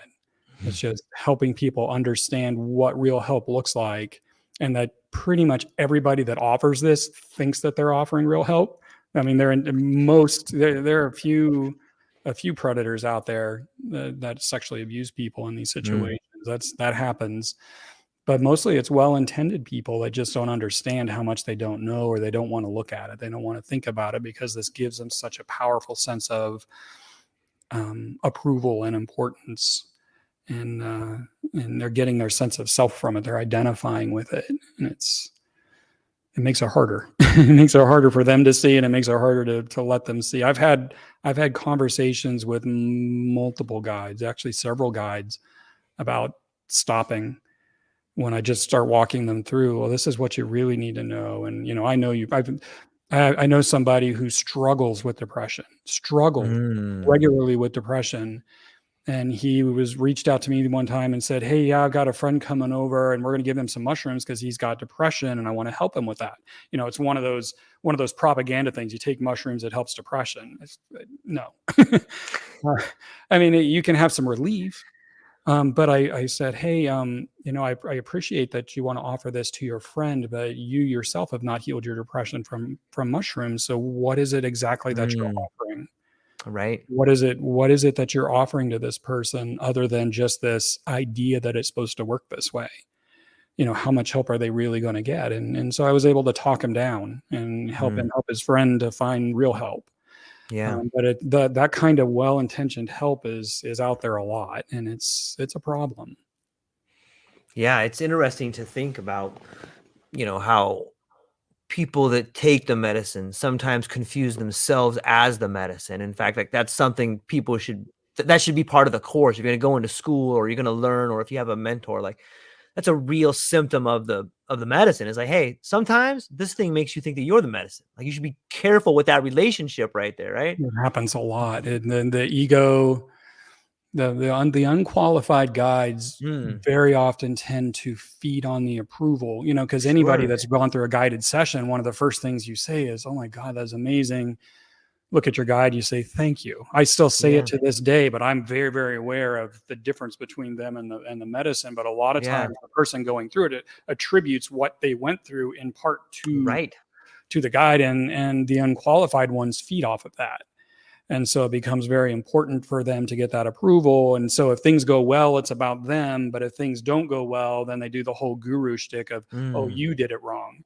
You didn't come in with clear enough intentions, or you let fear master you, or you should be a vegan, or you should be voting Democrat, or whatever it is. They always push these weird agendas, and they make it about the other person instead of realizing that this person just wasn't properly supported. Have you ever gone through a guide that took the medicine with you and that didn't take the medicine with you? Or what do you think about those two particular scenarios? I have never done true guided work with somebody who is also on the medicine. Sometimes they'll have a very tiny sampling, like subperceptual sampling, so they're kind of in the same groove as me. But normally they're sober, and it's important that they're sober. There is huge value in what I call co-journeying. And I, on occasion, will co-journey with somebody when I feel like we have something to offer each other and we can safely hold space for each other in that space. But, what can come up when you're approaching trauma is just too big for somebody to not be sober and understand what's going on. For treatment-resistant trauma work, for healing emotional woundings, it's pretty essential that they are clear. And they always understand, because otherwise their own fear can get activated. Their own wounding can get activated. And that would just be, oh God, that would be a shit show for sure. It would be terrible. That would not be good for anybody. But I do co-journey, and it's a profound experience. And I trip sit now and again. That I feel very qualified to do, trip sitting. And so I trip sit for people on occasion. And I co-journey with people that I know very well on occasion. And that's always a really powerful exploration. But, getting into deep medicine work, that's on a whole other level. Yeah. It's interesting to be at this time we're at now and see the things that are happening. And sometimes you catch glimpses of patterns. And some of the patterns I feel I've begun to notice are this move on some level from healing to optimization. And it seems that at some point in time, you begin to see that some of the medicines can not only heal you, but they can help optimize you. And sometimes those words are almost interchangeable in a way. I know that healing has its own connotation and optimization has its own connotation. But what do you think about the future of psychedelics and optimization?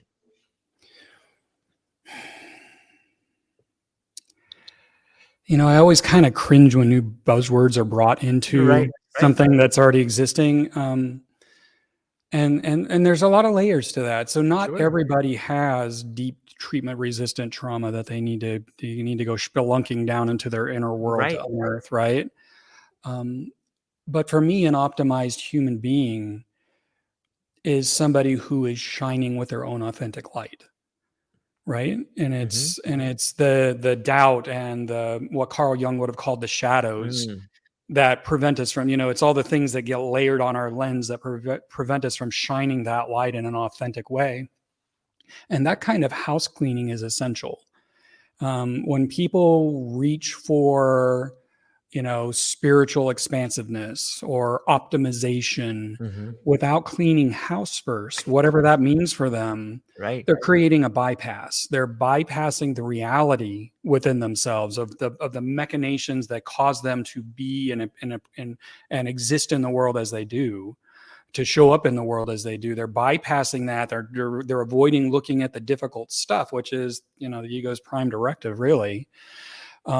In order to grasp onto ideas of being elevated, of being optimized.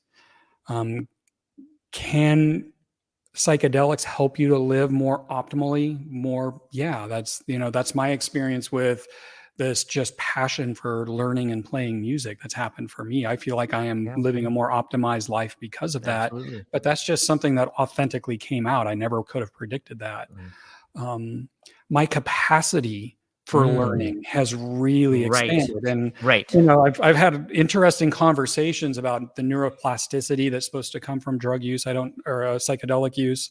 I don't know the truth of that, but I can hold so much more information for learning now than I ever could. I mean, I weekly take an hour of classical piano, an hour of jazz, improvisational piano that's a lot of theory and technique, an hour of classical guitar and singing on top of running my business and doing my day job and doing my own work. And I hold so much more information with a great deal of confidence than I ever could before. I feel more optimized in that way. And I've actually thought about trying to stretch it and just see how far I can take that. And so those kinds of things I attribute to having done all of this psychedelic work and having, taken the internally imposed limitations based on insecurities or what was modeled for me or what other people demonstrate as possible, and kind of learning to release those and set those aside and just open into something else. And I'm very curious what else I can be, what else I can do, what the even deeper authentic expression of me might be. And I don't know. I'm curious. Yeah. Stay tuned. We'll find out together. It's cool, but it's just, I think optimization gets used as a buzzword to sell microdosing. And microdosing can be interesting. I've definitely had days where I got it right. I don't do it a lot, but I've had days where I got it right and I felt a definite mood lift, a definite energy lift, a definite creativity lift. But it wears off. Yeah. But I've also had a very authentic mood lift and creativity lift and energy lift from having done a lot of the house cleaning in myself. And so these things that were sucking so much of my life energy aren't there like they were before. And that's where, you can do it for real or you can play at it. And it just depends on what you're ready for, kind of where you're ready. If that bud is painful enough that you're willing to do the hard work to evolve into something more or not. And not everybody's there or maybe even ever will be, but for those that are, there's some really interesting options. Yeah. I love the way in which when I read your book, it reads as a relationship with psychedelics. And it seems like that to me. The longer you have the relationship, it's like a marriage in a way, where sometimes you fight with it, sometimes you love it, sometimes you make love to it. Sometimes it just gives you this insight of like this nagging feeling of like, you're doing it wrong, you're doing it, and like you have to fix it. And but I love that idea of like it grows with you. Or if you look at the Carlos Castaneda idea of an ally, it's sort of that same relationship there, but it's much more of a relationship than it is a one-time thing. And I hope people get that. Well, it's we were talking about my my Italian sport motorcycle before, and my ability to ride it fast and well and accurately and to really appreciate all the technical aspects of riding, probably faster than I should, has improved greatly because I've had a lot of experience over the years. I went and got some training. I did some trek bike schools. And so, my experience when I first started writing is very, very different from what I can get out of it now, because I've developed a relationship with what it is to be on a motorcycle and don't put weight into the handlebars. And it's all very technical and very subtle. And it's just this beautiful thing. You're constantly breathing and relaxing and allowing and working with it. And psychedelics are exactly the same way. What you get out of your first experience or your first 20 experiences is not what you're going to get out of your 100th experience. And what you get out of an experience at a Grateful Dead, well, probably not Grateful Dead concert anymore, but you get the idea.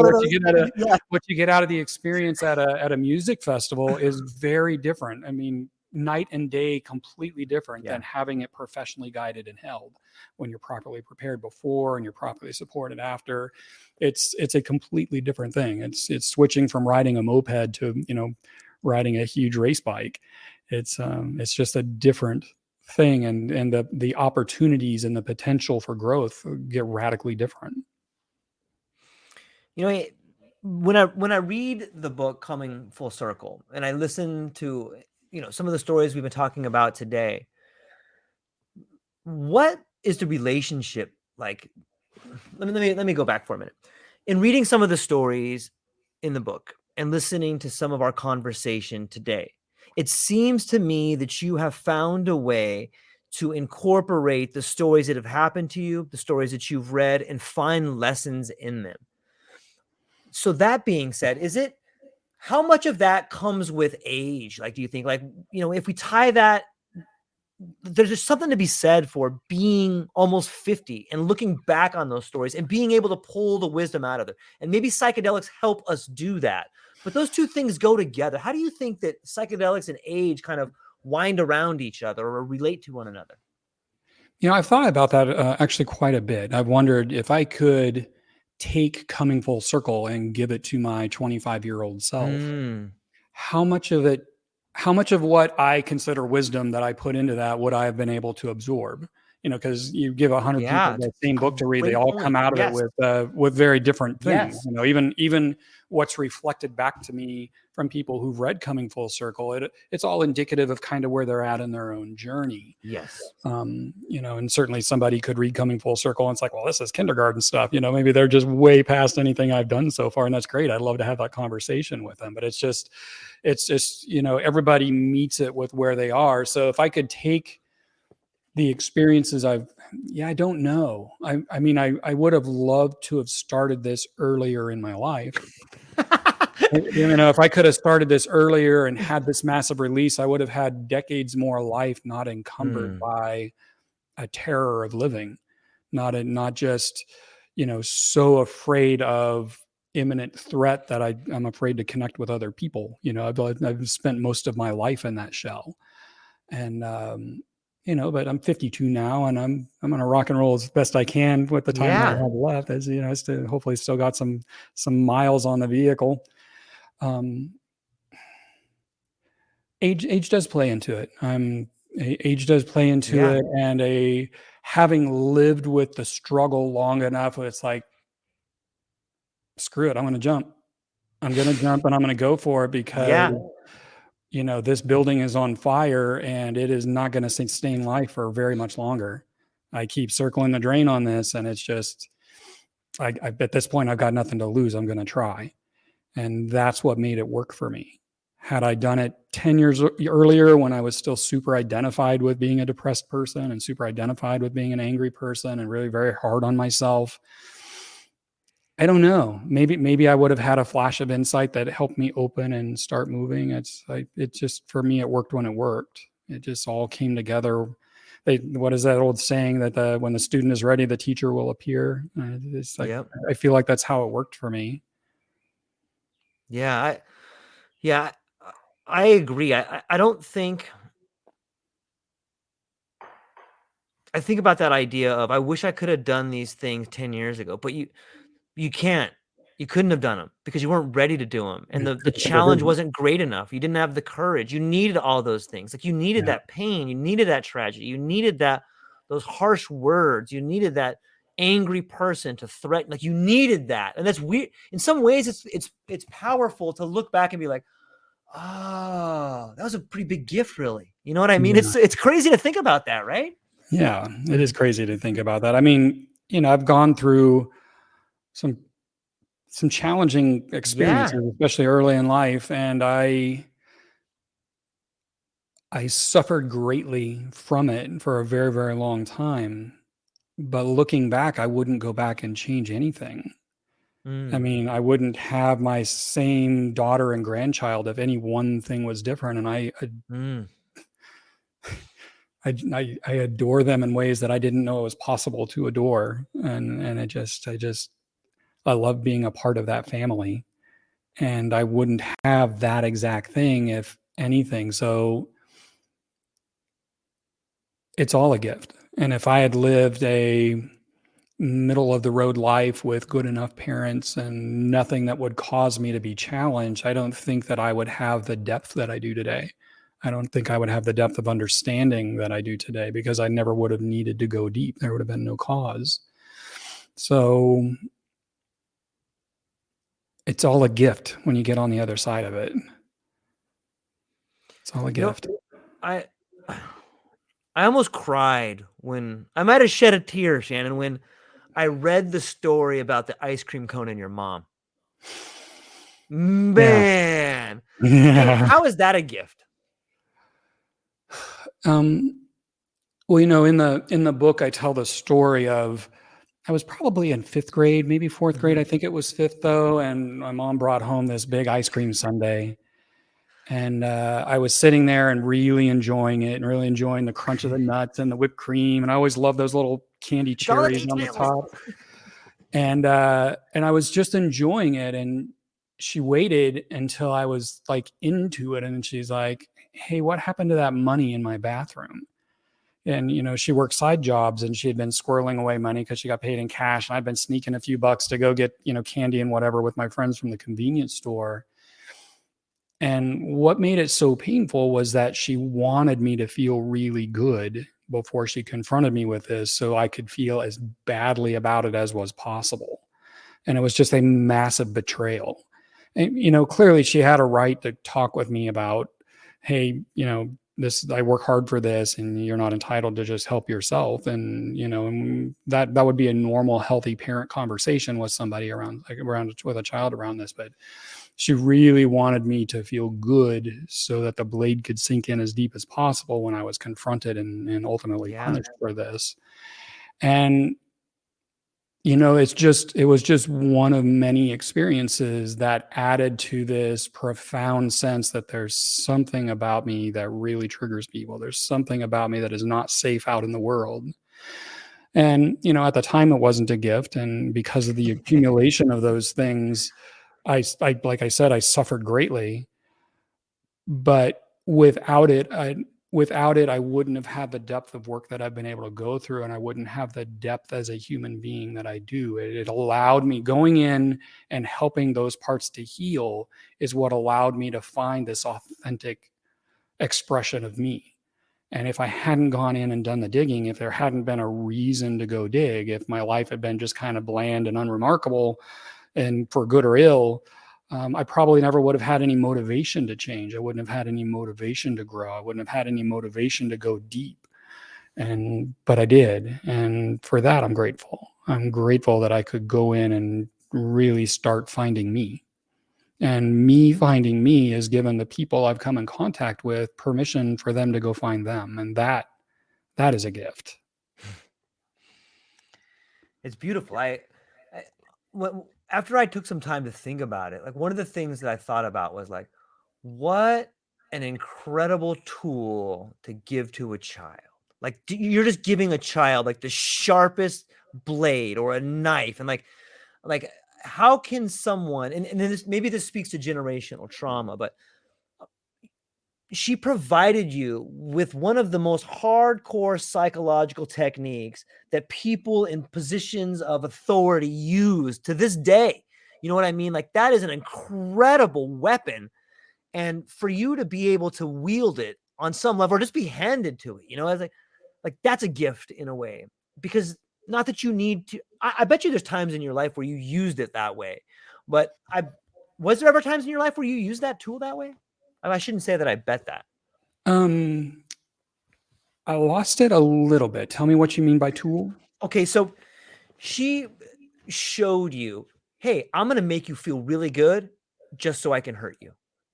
You know, and somewhere along the lines. No, I never.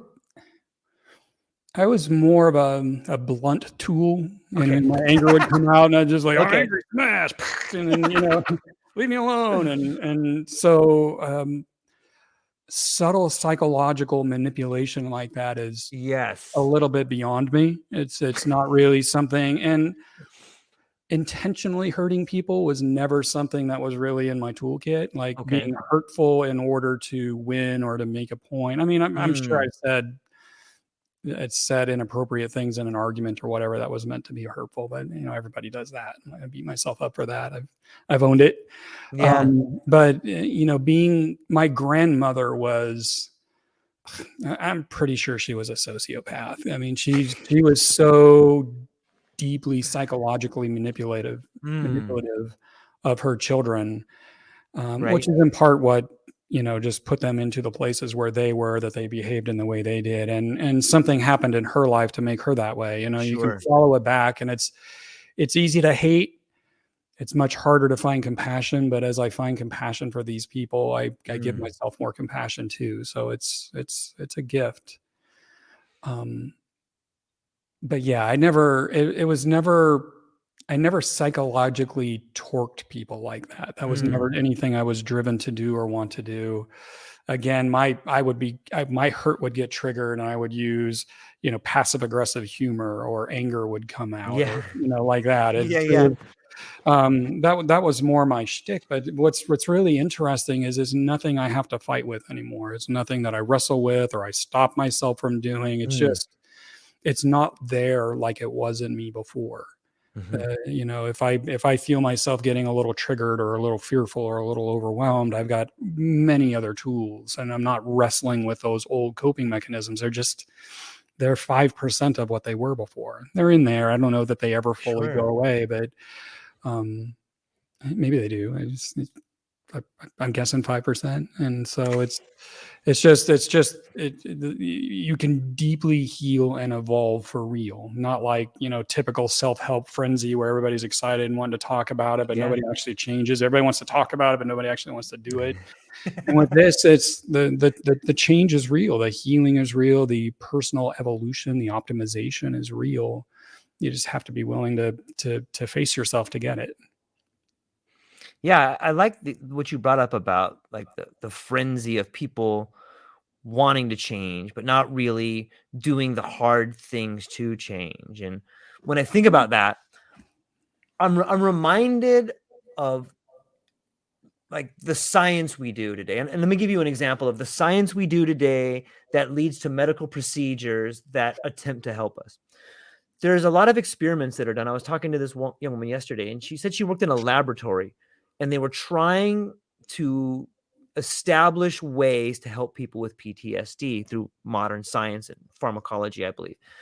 And the way they began the project is they would breed mice, and the mice had to be in a certain range, certain weight, certain age. And the ones that weren't in that range, just kill them. And then the ones that were in that range, then you're going to electrocute them and play a tone, sort of Pavlovian in a way, right? Where you're conditioning them.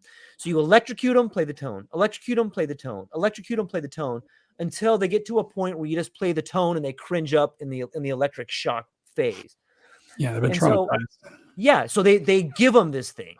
Yeah. And then from there, they try to take away the reaction to that tone. They simulate trying to take away the PTSD through different methods. But can we ever really solve the problem by creating the problem? You know what I mean? Like it just seems odd to me. Like, okay, let's kill all these mice that don't fit, and then let's electrocute them. Like, isn't the very premise of that just perpetuating the problem? You're not going to come to the person that's doing the example is getting PTSD. You know what I mean? It's the whole thing of believing that we can put a chemical in the body and it's going to change the brain in a way that changes our experience of life.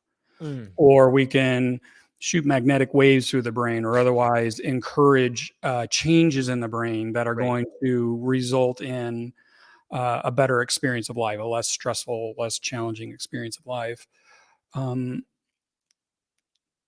It's a cart before the horse thing, right? It's just like, the beauty of working with psychedelics in this way, or any therapeutic process that's effective for you, is that you have experiences that change your brain naturally. You change the way the neural connections are made and the kinds of emotions that are triggered, and the kind of state of mind and the perspective you have. You basically change your context. You change the felt context that you live in, so it changes how you feel and respond to it. I don't know. I have a friend who's a oral surgeon, and I was telling him about the psychedelic thing, and he was trying to figure out the action on the brain of the psychedelic that causes these improvements. And I'm like, yeah, man, you got it all backwards. You're going in and you're having an experience. It's the corrective experience therapy. There's a better exposure therapy, I think is what they call it, has been around a long time. Somebody that's afraid of dogs, you start off looking at pictures of dogs, and then you sit in the same room with a friendly dog, and then maybe you get to pet one, and over time you change how your body responds to dogs in a profound way, so that you don't have the same triggering that you did. And that's really similar to what you do in deep psychedelic work, is you're going in and having new experiences of yourself, corrective experiences of yourself that change how your body and mind respond to ideas of yourself and your place in the world and how safe you are. And any of that. That's really the work that's being done, are just corrective experiences on these really deep levels. Yeah, it's interesting. Like, when I think for me, my relationship with psychedelics as of late has really taught me to see the fractal nature of the world we live in. And I start to see it everywhere, and when I think about depression or anxiety, I'm reminded of the breakout room I just did with my daughter. Have you seen these breakout rooms where like you go in there and have to solve all these problems and then you can make it out? I've heard of them. I've never done one. Sounds like fun. They're really, really fun. If you have anybody listening, like, you should find a good one and go do it. They have different themes, and my daughter and I have been doing a bunch of them. And like when I'm in there, like I just started laughing the other day. I'm like, dude, this is just like being trapped in the past or trapped in the future. It's like, this is a physical manifestation of a psychological problem. And Right? you're trying to break out of there. And I'm like, my daughter knows me so good. She's like, Dad, just stop it. Because I just started laughing maniacally. She's like, I don't want to know, Dad. Just stop it. But it's so funny to think about how once you begin noticing the problems you have internally, how you can see them outside, and then you can find that solution outside sometimes, and then you can go back in and fix it inside. And that's what I think of when you talk to your friend about, when he's like, oh, I wonder what mechanism that is. I'm like, oh, you got it backwards. It's interesting for the way in which people around us can reflect solutions to our problem by seeing it in a total different way. It's so weird to think about it from that angle. I love it, man. Well, it's the whole thing with the insights that come up on psychedelics. Yes. Insights are a beautiful part. They're not the whole healing part, right? But they are a beautiful, really amazing gift that comes out of using psychedelics. You get these moments where you just get a shift in perspective, and you see things from just a really different angle. And sometimes that is the corrective experience. Sure. Sometimes just seeing it allows something to just like, sometimes it just gives you insight that you can work on in therapy outside of the psychedelics. It's right. That's the beautiful thing with getting a different perspective that you allow in. When you're on psychedelics and you get this other perspective, you're allowing it in. Whereas if somebody explains it to you, if somebody's playing therapist and maybe they got it 100% right, but they're telling it to you, then that's got to come in and go past your defenses and not really likely to land, right? But when you have a direct experience of that shift in perspective in psychedelics, it's really powerful. It was crazy. One of the examples I use in the book was I was walking through the neighborhoods with a friend on MDMA, on ecstasy, and all of a sudden, I was probably in my early 30s, I think. And all of a sudden, I had the first experience I have any memory of having love and approval for myself. I'd never, I'd been on ecstasy a number of times, and I had felt love and empathy for friends that I was with and whatever. But all of a sudden, that was pointed back at me, and I'm like, oh my God, people can feel like this? I had no idea. That's a beautiful kind of thing that can come out of using psychedelics. And there was a lot of work that had to come after that to really make that my daily experience of life. But that is much more my daily experience of life now than it's ever been before. Yeah. It's weird how, I think it's called the reticular activating system. Like if you get like a motorcycle and then all of a sudden you see that motorcycle everywhere, or you get a new shirt and all of a sudden you see that new shirt everywhere, or, you begin to notice things once it happens to you. And that same thing happens. And it is sometimes that little shift in a psychedelic experience. Like all of a sudden you begin noticing it everywhere. And then it's like, then you can incorporate it into your mojo, or you can incorporate it into your life, or see it in other people sometimes in some ways. Yeah. Once you see that difference, I don't know how many people have that experience of being that disconnected from themselves. Hopefully not many. Probably a lot. But once I recognized it in myself, I could start recognizing it in others as well, and start seeing when people were really walled off from themselves, or versus people who are open and free to be more authentic. And it's really interesting. It's interesting how it works. And now we're right back to an experienced guide, someone that can notice something in their journey, gives them the ability to notice things in other people's journeys. I often share the experience when growing up. I was molested as a kid. And in some ways you think like, oh, this trauma. But when you get older, you learn that all those internal things that you thought about, the night you laid awake, the why me, all these things that happen to you. And it could be any traumatic experience. Yeah. But you begin to learn that all those things you stayed up late or worried or cried or traumatized about, they begin to coalesce into a point of focus that can be recognized in someone else. And that Mm-hmm. becomes the gift. Like, Yeah. oh, I see. Oh my gosh, I know what happened to this person. Or maybe somebody close to you dies. And then all of a sudden you recognize that pain in someone else. And then you can become a catalyst for their healing. Like you can become the person that just a Yeah. pat on the shoulder, like, I know how it feels, man. And sometimes that's enough, but that person can really feel it. And then they start asking you, you do know how it feels. You know what I mean? Like there's a Yeah. Just weird like thing that that. happens there. Yeah. It's this Right? powerful, authentic empathy that opens the Yes. more you can be honest with yourself about how you show up in the world and the things that have held you back. And like I'll see on social media, even on LinkedIn. I try not to be on there very much, but people talk about, I put out an opinion and all these haters came back to me, and I'm like, well, I don't see haters. I see somebody that's maybe overly identified with their point of view, and being identified with it. When somebody questions it, then they feel like they are being questioned, and so there's just a lot more compassion that can be held, rather than reinforcing this self and other illusion that causes so many problems. Yeah. How about all these people? Look at all these people that are drawn to you. Are they haters or are they drawn to you for something? That's a Yeah. better way to look at it. Like these Yeah. people want to talk to you. Yeah, I haven't encountered anyone with strong opinions counter to what I'm talking about, to my talking points. They could, and if somebody comes at me like that, I'll actually be very interested in their point of view, because maybe there's something I haven't seen yet. And I certainly understand being triggered and being angry and being overly identified with points of view, and so I can have compassion for somebody that comes in from that perspective. So I've learned that people who do a lot of writing are usually their toughest critics. When you look back at what you wrote, are there some parts that you will criticize yourself about? No, no, that book, if it had come out of my head, if I was like manufacturing information and trying to prop it up for approval, if this book were a work of me trying to put myself out there so people could praise it, and thus me, it would be very different. And I'd probably find lots to be critical about. But again, this just flowed through me, and I honestly don't have that much sense of ownership with it. I just, this is something I'm putting out into the world. It doesn't really have anything to do with me. It's like somebody that paints a painting and they can be all arrogant about it. But, if it's real art, it flowed through them, and they should just have gratitude that they had that opportunity. I have gratitude that I had the opportunity to write this book. The process of writing was very healing for me, like that ice cream story. Right.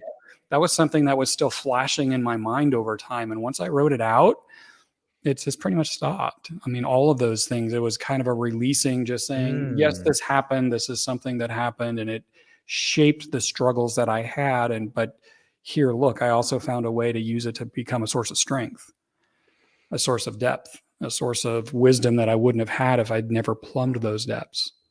So, How much of the success of this book was laid on the foundation of the previous book, in your opinion? well, I don't know. If I were talking about the success of the book, I'd use air quotes. I'll say it. I think it's incredibly successful. I think it's been put out to so many people. The people that have reviewed it have been unbelievable. The way in which you've gone about getting it out there and stuff, like, and the stories in it and the way it's told is successful. But that being said, for how people reflect back to me, how it affected them and what they got from it, right? for that, it feels very successful for me. Yes. Book sales numbers, it's slow getting started, but being a pretty much no-name author with nonfiction, that's to be expected, and it's building over time, and that's fine. It'd be nice to recoup what I've invested in all of this, but as time goes by, my hope's dwindling on that part, but that's fine, because I'm happy to have put this out in the world. I think I've probably given away as many or more books as I've sold. And that's fine too. It's just, I want it in the hands. There's an organization that does work with veterans, and I sent them a bunch of both books, because one's very good for just garnering self-awareness. Present moment awareness was just like the beginner's guide to being more self-aware, right? And then coming full circle is when you're seriously thinking about getting into doing some psychedelic work. It's it's there to help you have a realistic understanding to move into that as empowered as you can be to get the most from it. And, you know, if it does that for some people, then definitely I consider it a success. Yeah, I would, when I think of success, I would put you among one of the most successful authors, someone who goes out of their way to create change in the lives of people who need it most. Like Thank you. that to me is Thank an you. author. That's beautiful. Like that is, I think that is how people should look at it. Like if we look at things strictly from a monetary point of view, it's an empty container. You know, I mean, Yeah. it's coming from the wrong spot, in my opinion. And the Yeah. real, like, I have tons of Terrence McKenna books, but I don't think that any of them were ever bestsellers. You know what I mean? Like so many of the people I love maybe didn't even become as famous as they are, or maybe they're not even mainstream names, but like I'm looking at Marshall McLuhan in my library right here. And just, you know, so many incredible people, that Mercy Iliad and just all these people that have changed my life because of the books they wrote. And they never did it in order to make money. They did it to change perception. They did it because it flowed through them. They did it because they wanted to help. And that's a way better definition of success, man. So I'm thankful for it. I think it is successful. I just learned something interesting yesterday. Nice. Somebody who has my book in their hand, and I'm really looking forward to hear what they have to say about it. It's Deepak Chopra. Yeah. Deepak Chopra has my book in his hand right now. A good friend of mine gave it to him. He works with Deepak on his retreats, and he's going through it now. I don't know if I'll get a written something or another. I hope so. That'd be so cool. But just I would just love to know how it lands with him and what he thinks. And it'd be an interesting guy to get his perspective on this work, because he's been moving more and more into the psychedelic space and supporting the psychedelic space. But yeah, my friend there, I forget where they are. It's not here, but he said, yeah, Deepak was asking if you were here and if you wanted to have dinner. And I'm like, no. I don't live too far from his North County, San Diego place here in Solana Beach. So maybe that invitation will come back when he's back down this way. Look, that's the, you know, that's the definition of it. You know, I mean, if that's not success, I don't know what is. Getting to sit down and break bread with people with whom you admire, and hey, this book was important. Like that's phenomenal to me. I really admire it. And Shannon, this conversation is blowing my mind, man. I'm really, really thankful that I got to spend some time with you today. And likewise, I've enjoyed this. Yeah, it was really fun. And I love the book. I think people should go out. The links will be in the show notes. But here's what it looks like for people that maybe that I don't know if people can see that here, coming full circle. It's a tremendous story. And like I said in the beginning of the show, I think it breaks from the dialectic the dialectic of modernity, of thesis, antithesis, synthesis. I think it's this new beginning of a new sort of breakthrough where you're having lived experiences intertwined with thesis and antithesis and bringing forth a full circle of synthesis. So, but where can people find you, and what do you got coming up, Shannon? You know, I'm taking it kind of easy and slow. I'm doing cool podcasts like this. I'm giving a talk tomorrow to a group of therapists that are interested in being integration therapists. So, you know, doing the preparation and the integration after. And so I'm going to just, you know, have a conversation like this with them and what I think is essential for that role. Hopefully that's helpful. I've had a lot of people asking me if I was going to the MAPS thing in Denver, and that's not really my scene. I'm not big on big crowds. Though if I were Rick invited to speak to something like that, I certainly would. That I would enjoy. I've given presentations on other topics to very large crowds, and I enjoy that process. So it'd be fun to teach in that way and to share in that way. Very open to doing workshops and seminars and things like that. Being of service where I can with just the same kind of conversation. I'm being pulled to do some more writing. Although I'm so exhausted from this one, I just want a little bit of time. Hopefully it'll whatever that energy is that's wanting to be written will give me at least a few months before I got to start all that up again. But yeah, I don't know, I'm taking it a day at a time. Do you ever feel that maybe sometimes psychedelics or the writing process, it leaves you alienated? I've never felt that way. I've felt both in the sharing in the book. I think because the book just came from such an authentic place in Right. me, I really let myself get out of the way. Mm-hmm. And I don't know if you noticed chapter 42 in the book or not. Did you see that part? I couldn't tell you what it is exactly. It's like right at the very end. The book goes chapter 18 and then chapter 42. Surrender and allow. Surrender and allow. So, the book is laced with pop culture references of stuff I Yes. loved as a kid, It's Star beautiful. Trek and Star Wars, and there's some Monty Python and the Holy Grail, and Yeah. in Hitchhiker's Guide to the Galaxy, they built Beautiful. this giant supercomputer, and they said, "What is the answer to everything?" And millions of years later, it 42. came back to That's right. 42. That's right. And I was getting a massage, actually a ketamine massage, and I just had this idea for chapter 42. So what is the answer to everything in That's regards right. to using psychedelics to heal? It's to surrender and allow. So I just had a lot of fun kind of putting my sense of humor and my love of pop culture references in there. It was good. I love your quote from Abraham Lincoln about the internet. Yeah, it was important because people take insights so seriously, and it's like, look, it's just another piece of information, and you don't know what's influenced it. So, I didn't invent that quote; it's been around for a while. But Abraham Lincoln saying, "Never believe quotes you see on the internet."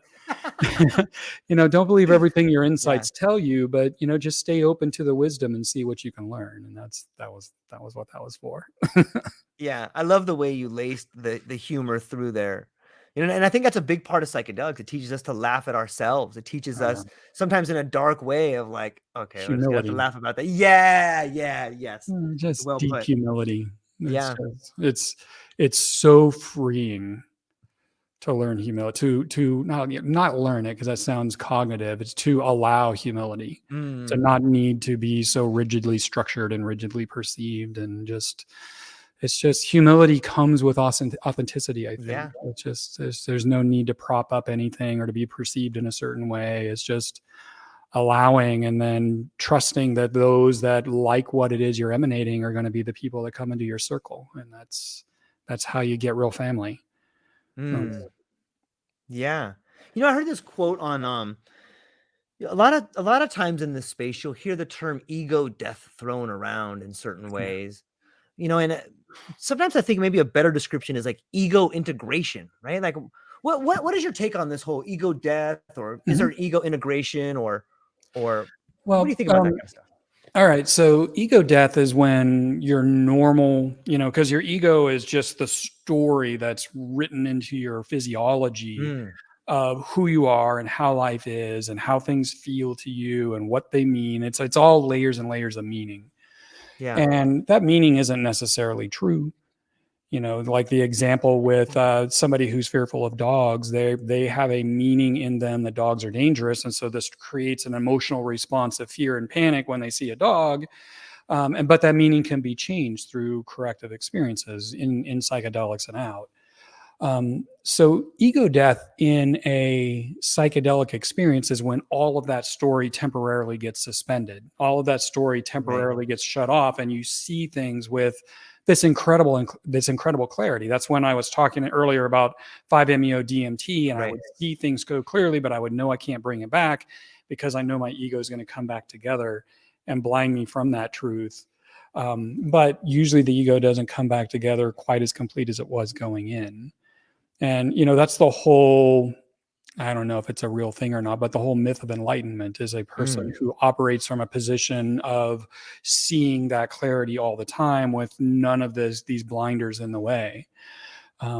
Maybe a human being can get to that. I don't know. It's a nice story anyway. It's something to shoot for. I mean, if you're always shooting to see things more clearly and more authentically, how is that not good? So ego death experiences in psychedelics can be really powerful. I've had massive releases happen and massive shifts happen after ego death experiences, but I find that those are the experiences that tend to kind of fade. They show me that something is possible. I gave a story in the book about fear of needles. It was after a big ego death experience, I went and got a root canal done, and I didn't have that fear of needles. but then it came back a few weeks later. But over time, it showed me that this body can operate without a fear of needles. It's totally possible. I've seen it happen. And so it gave me something to work towards. And it's all in how you look at it. You know, another thing that was really unique to your book, and I think your experience, is the depth of different psychedelics that you have a relationship with. Like, you have a relationship with a lot of different kinds. Like, how did that come about? Was that like just searching and looking for things, or how did that come about? You know, that really started with my first guide, you know, because we started with 5-MeO-DMT. And that was the experience that let me see that true healing can happen, that I could really reach into these deep places and something real could happen. And then we worked with MDMA. And then we worked with MDMA with some 5-MeO-DMT on the come down, which is experience, my friend. That's amazing. I pretty much since then, every journey I work with 5-MeO-DMT on the way down. I see. It's just like I spend the whole time catharting and opening, and then I'll just feel something living and alive and with pressure to it that's wanting to release. And I'll use the 5 and I'll almost always get it. And so we also started layering in some ketamine, and we would do ketamine before we started working with the other medicines, whether it was MDMA, or he also introduced me to 3-MMC, which is very similar to MDMA, but it's way more clear. Okay. You stay way more clear during the experience. And the ketamine is really, really good with that because it's super speedy. So the ketamine helps kind of calm you down. And also doing ketamine with mushrooms. And then just in the last several months, I've started working with GHB. And GHB is for me, accessing sadness has been something that's just been almost impossible my whole life. For me to cry is rare. I mean, in the bulk of my life, for me to have like a real cathartic cry, you could probably count on your fingers outside of medicine work. In GHB, I just wanted to experiment with it and see what it had to offer. And so I would do some, and then I would queue up some sad movies. Like one was A Fault in Our Stars. And I cried like a friggin' baby. I mean, just giant tears coming down. Just, it was great. It felt amazing. It's like, why can't I do this all the time? But it showed me that it gives me access to that like nothing else does. And so I've been doing GHB as the base instead of ketamine, and then layering on mushrooms or layering on MDMA or 3-MMC and using that to help. So the different medicines, they're different shaped keys. They open different doors, so you can come at these places from different trajectories. You can come at them from a different place. And so if one thing doesn't give you access, or maybe it moves you closer, but you want to try something different, you know, MDMA one time, mushrooms the next, add in some 5-MeO-DMT, you're finding the doors, you're finding the keys to fit the locks. And I've developed a really powerful intuitive sense of it. And my current guide just lets me choose what medicines and what dosages I'm doing every time we work together. Now she's really developed a trust in me to know what I need. And sometimes she'll show up because we do the work here. I've got a room that's purpose built just for doing psychedelic work. That's so awesome. Yeah, right. It's pretty cool. My friends call it the launch pad. Yeah. But it's just purpose built for it. And so she'll show up, and every once in a while I'll be undecided. So I'll have both sat out, and we'll just talk about it, and we'll come down to the one that feels best. And that's what we'll work with that day. And it's never not been a big, powerful experience in that way. That's fascinating. I get, you do hear about this term layering from time to time, and it does seem it seems like you have a lot of experience with that. Do you?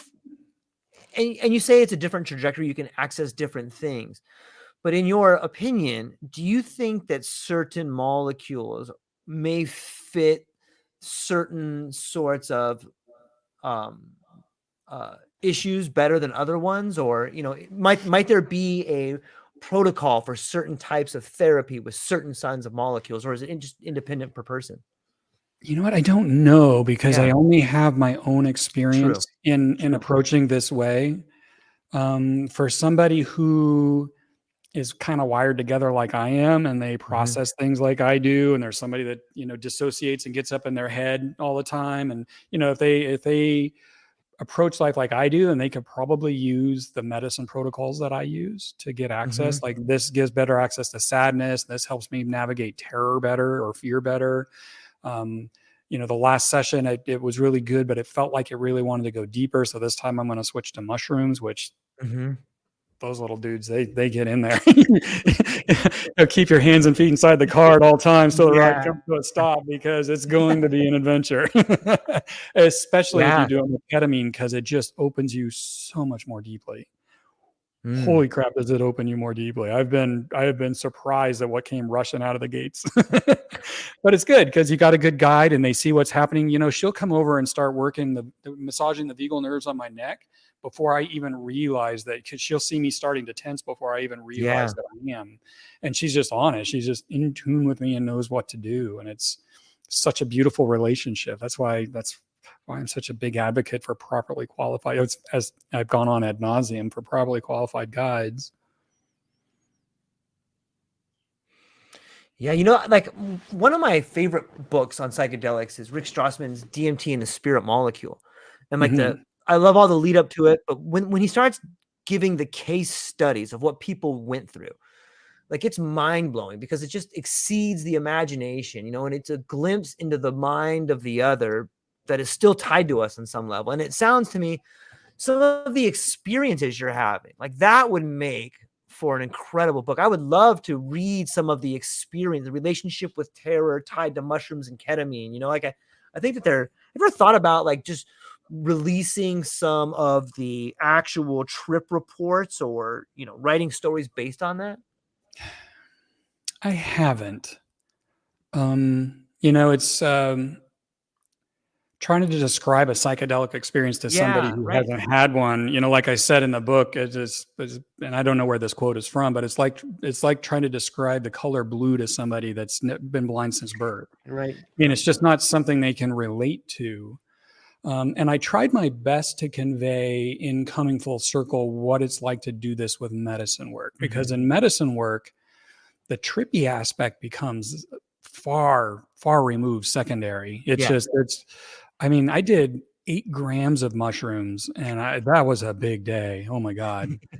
That was a challenging day, but I never noticed any visuals the whole time. I never noticed any visuals the whole time. It was when we were done and we're walking out, and I've got this big picture window where you can see hills off in the distance. Right. And they look like a swirling Monet, that I realized that I was still affected by mushrooms.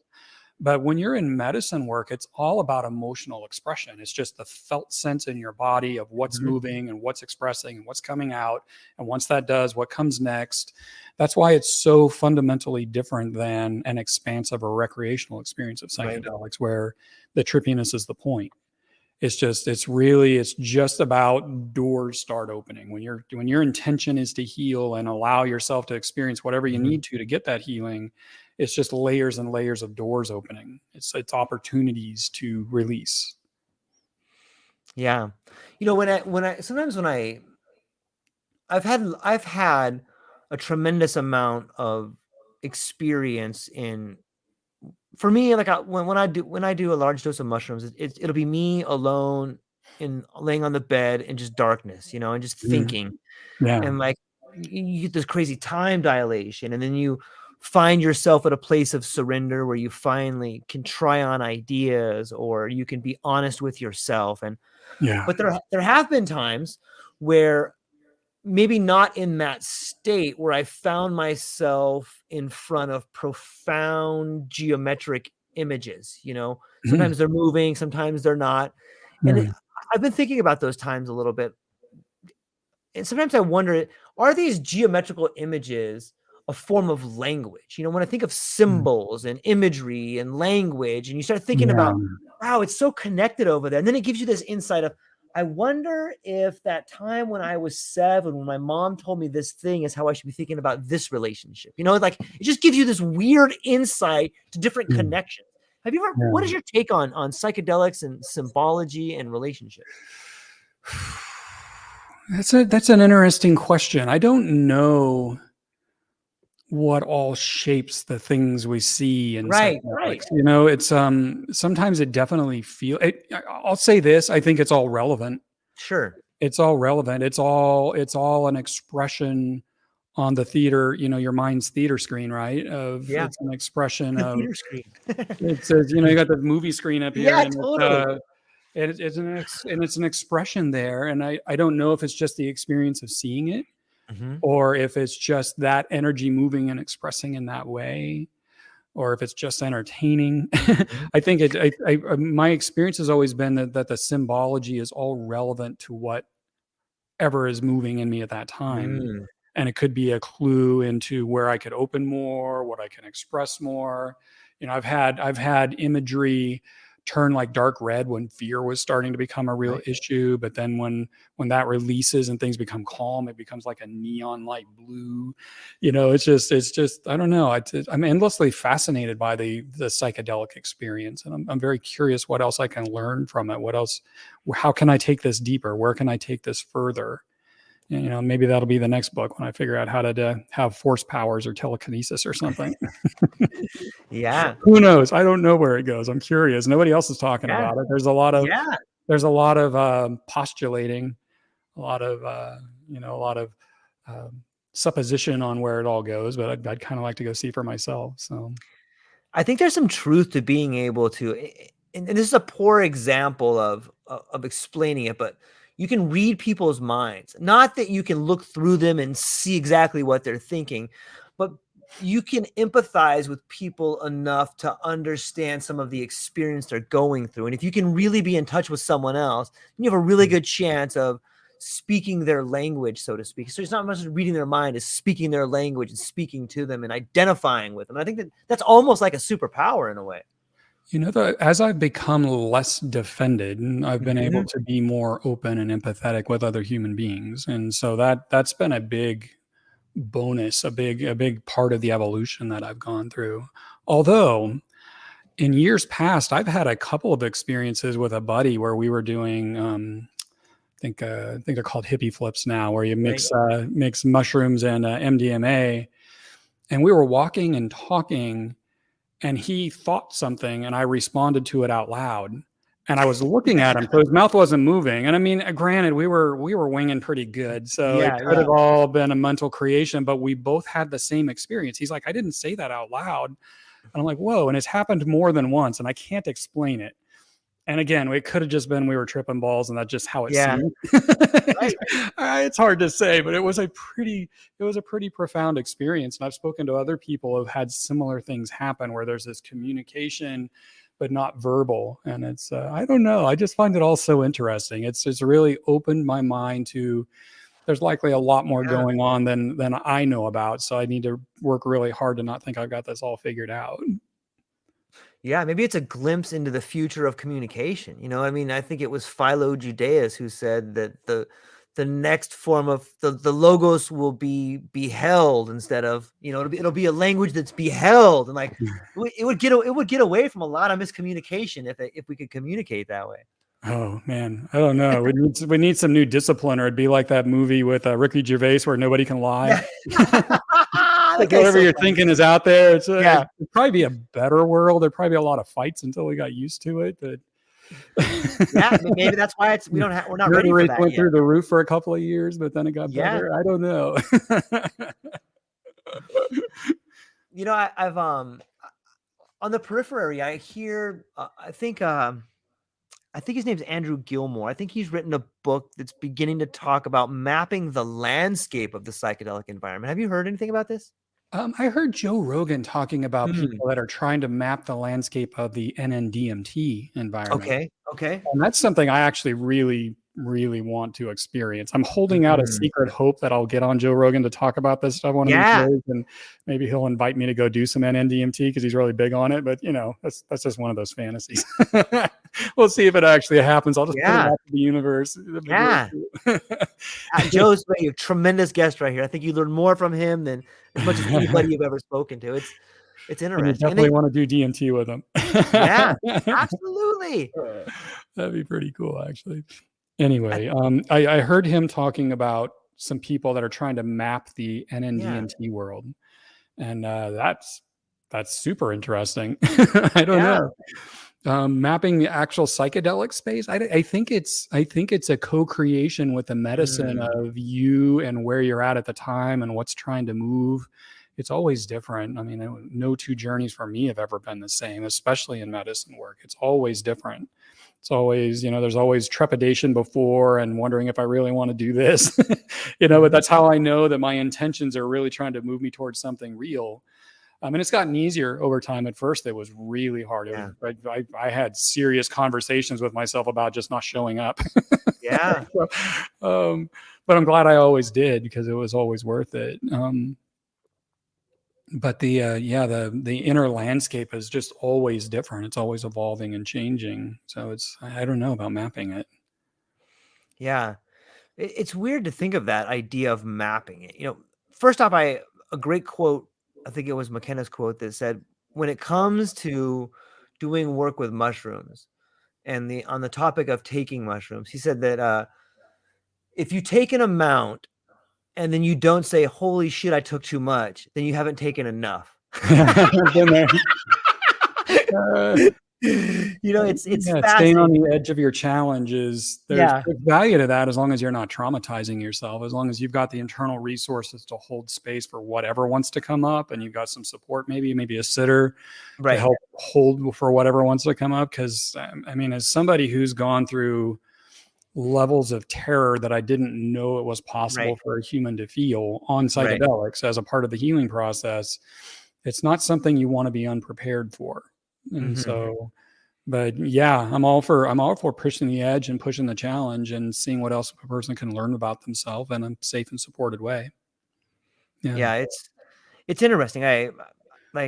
There's been times where large doses, sometimes I'm afraid to do it in a group, because for me, it's not uncommon for me to be on the floor rolling around making noises completely naked, breathing all crazy, and I'm like, probably shouldn't. It's bad enough when my wife was like, George, never mind. I don't want to know. You all right? Yeah. Okay. Yeah. Groups. Man, I don't want to bash groups, but just my own experiences have been, profound, expansive things can happen there. But if you're moving deep, traumatic material, it could just be a force multiplier for the difficulty too. Because everybody feels you're so sensitive, and everybody feels what everybody else is feeling. And if it's not held well and they can't hold a good space for everybody there, you can have some people in some real trouble. So it's, I would like to go back and explore ayahuasca some more. And that's always in a group. And I'm looking for an authentic facilitator that's got long time in an internship under an authentic, somebody who really does, because there's just so many knuckleheads that go and they have a few of these experiences and they just start offering them as a guide, and it's all the same problems I've gone on and on again today. But now you're in a group, and now you're trying to hold a group of people together and keep them from going into a bad trip, and it needs to be held well. And the one time I did it, it was powerful, and I learned a lot, and a lot started moving, but it was difficult. it was difficult. Ayahuasca is just not recommended for, trauma processing usually. But I do want to go back and explore what that medicine has to offer in a group. Yeah. I've been speaking with, I think I have her book over here too. Dr. Jessica Rochester. She's the Mahadrina of the Santo Daime Church in Canada. Man, and you'll know this, but sometimes you get in the presence of someone where you're like, I'm just going to learn. I'm just going to try to ask the right question. I'm trying to be super respectful, and I'm going to try to, and she has a presence about her that only comes from having a relationship to something sacred. And I could say that without any questions or whatever. It's just like, wow, they get it, Yeah, she actually sent me PDFs of her book. We traded books. Oh yeah. And I've been wanting to get into them, and I started the first one, and I'm like, ooh, I need to clear the decks if I'm going to take this. Totally do. This is some real talk, and it's getting into collective unconscious. It's getting into, stuff that 10 years ago I would have poo-pooed on in a heartbeat, but I've got a very different perspective on it now. Yeah. And I genuinely want to go through her books. I need to be in a place where I can really devote some mental capacity to it, because I don't want to treat it lightly. She's an interesting human. I agree. It's so fascinating to see the people in this space. Have you ever gotten to a spot in a psychedelic state where you try on ideas that scare you?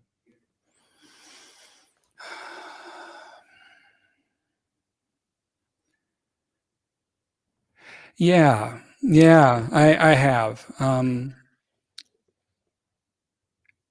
It's not uncommon for men who are sexually abused by other Mm, men to have deep concerns about their own sexuality, to have fears about that, fears about what it means. sure.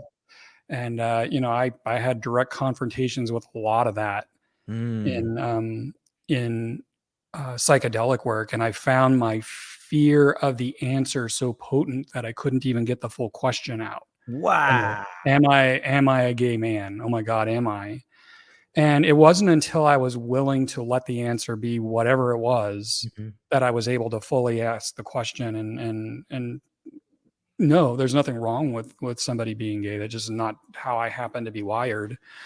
But it was incredible, the intensity of the fear of knowing the answer to that question that I had in me, and I had no idea.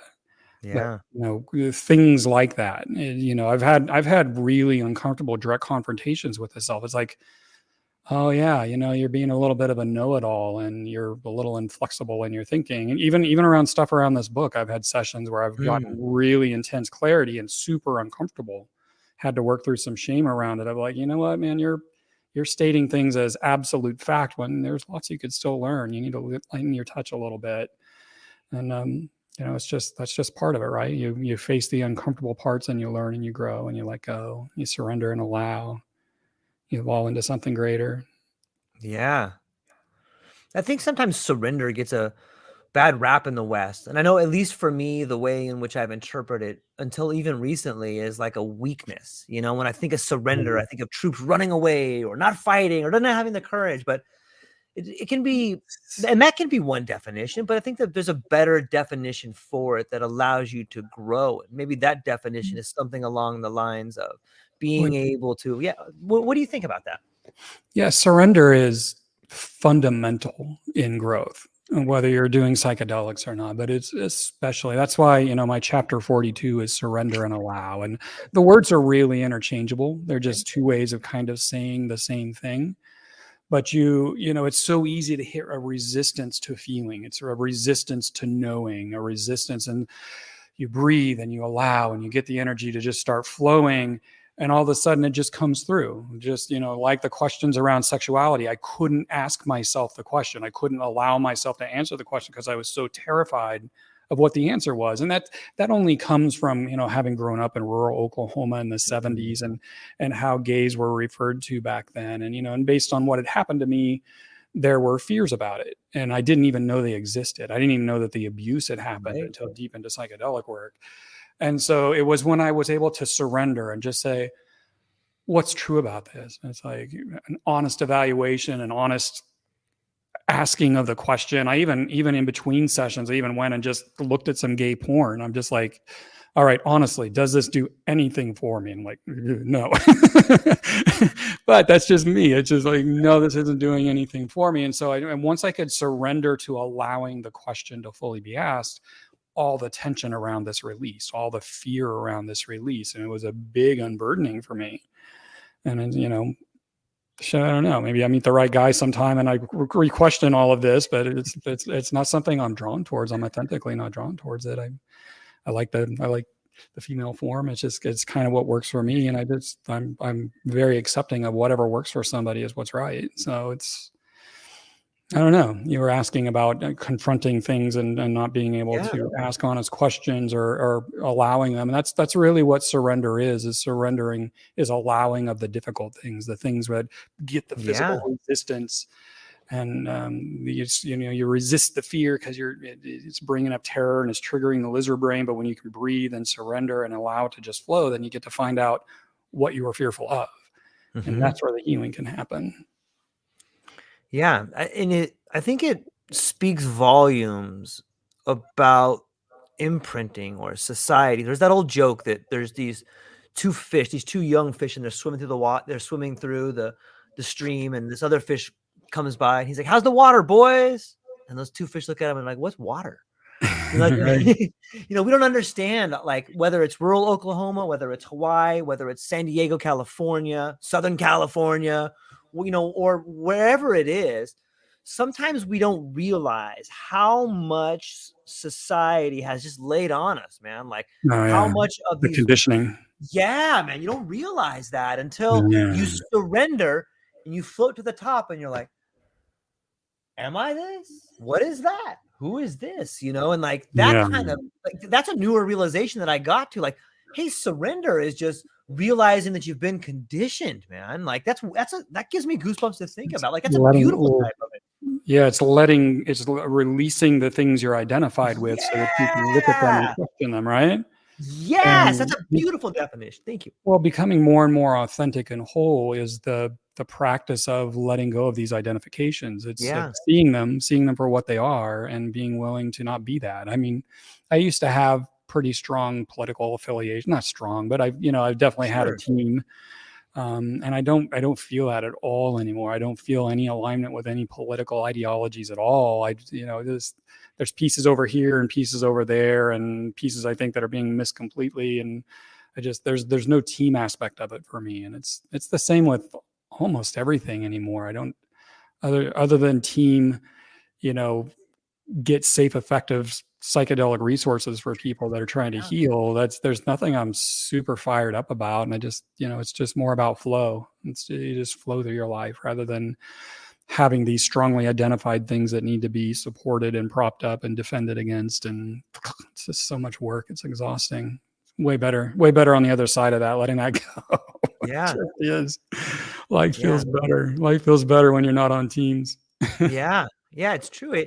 And sometimes I feel like maybe everybody comes to psychedelics for a different reason, or maybe it's something similar, or maybe psychedelics find us, but it does seem that it really helps the transition for someone who is seeking their authentic self. And when we think about Mhm. conditioning, you know, I, uh, my story, one of my stories is that, I was a UPS driver for 26 years, and I didn't realize how much my identity was mingled with that and intertwined with who I am. And I think that happens to a Yeah. lot of people. We identify with what we do. And when we stop doing that thing, we lose part of our identity. And that can be Yeah. really harmful. It can ruin relationships. It can send us into depression. It can send us into anxiety.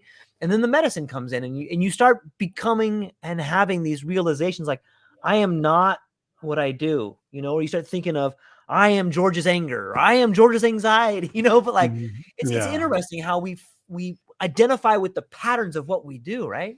Yeah. It's in my first book, Present Moment Awareness, I talk about false selves.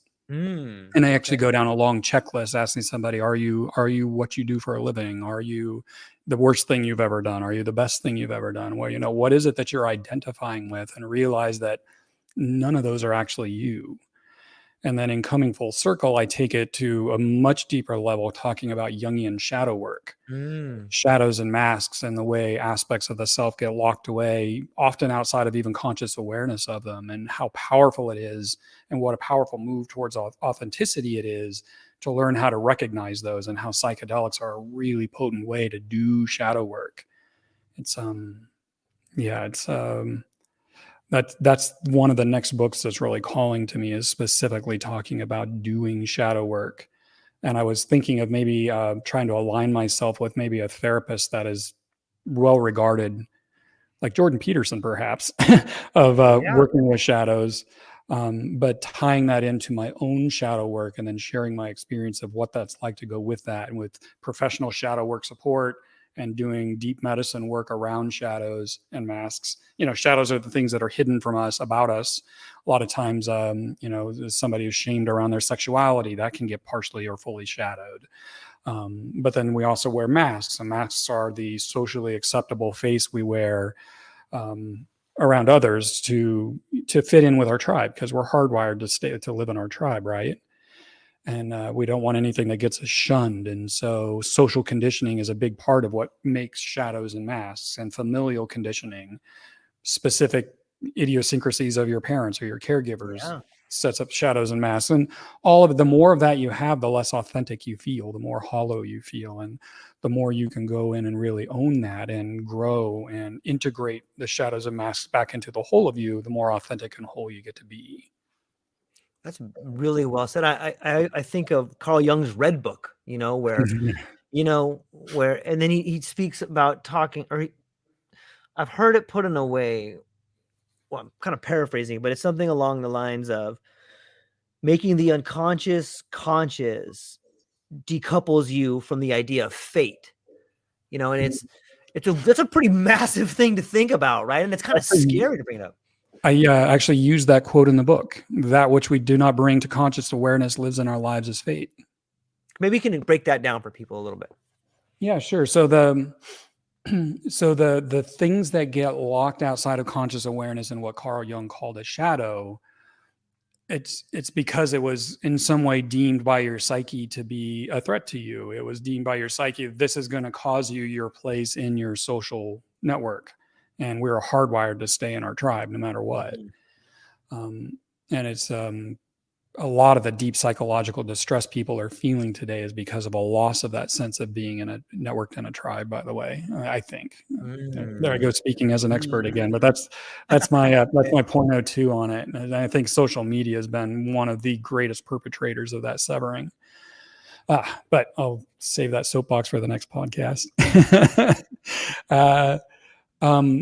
But like for me, anger was a shadow, and I was aware of having anger issues, but I was unaware of having healthy anger, and so being somebody who was targeted by unhealthy anger as a child, I didn't want that in me. I hated the look on their face when they were raging and just how they looked, and I just didn't want that.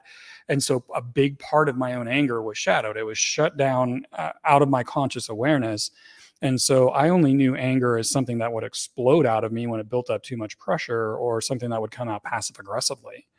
And there was no access to healthy anger. And once I recognized that, and I went in and I found my anger and I started incorporating it back into the whole of me, unbuckling any sense of shame or wrongness around it, it became the guard at my sense of my own personal boundaries.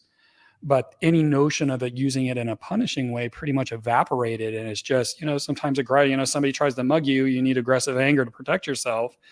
But, grabbing a baseball bat and beating the person to a pulp after they're already, to punish them that's unhealthy anger. And it's, so the more you pull these things out of the shadows, the more you become integrated and whole. And that's when life starts feeling truly purposeful. When life starts feeling, you start feeling your trajectory, even if you don't know where it's going. Like I am definitely on a trajectory of sharing these kinds of experiences, of sharing growth that feels authentic and whole and real to me. Same with playing music. That's just something I rarely play for anyone, but I love listening to myself play, whether I'm learning or not. And you find these authentic things that you like to do, and you stop seeking out ways to fill the gaps with external stuff. And I don't know. I'm a fan, if you can't tell. I think some of the criticisms, I think Jordan Peterson, when he talks sometimes about Jung in the shadows, he talks about how dangerous it can be, because it doesn't that give life to things like Aleister Crowley's "Do What Thou Will," and that there's no real negative things, you just do whatever you want as long as. No, that's kind of the mentality that keeps it locked away. Okay. And certainly you have to proceed with caution. You can start uncorking your anger if anger is a shadow for you, and you can explode in unhelpful rages. But I was very mindful in the process. I was very mindful of looking at it in the psychedelic space, but then also being very mindful of it. And just over time, because things like anger are natural. It's a natural part of being a human animal. It's a natural part of, our emotions are just the things that move the physical being through our environment to help us stay alive. It pulls us towards the things that are positive, moves us away from things that feel negative. Anger is something that we use in defense of the physical self and in defense of the emotional self. And that could be just as, hey, I don't want to talk about that. And if somebody keeps persisting, maybe it's a little more firm. I'm not going to talk about it. That's anger. That's anger coming to your defense. And that's a healthy use for anger. And I know I had fears that, oh God, if I let my anger out, I'm just going to be this screaming maniac all the time. But it was only the case when I didn't have it coupled with my own deep wisdom, my own compassion, my own empathy for other people.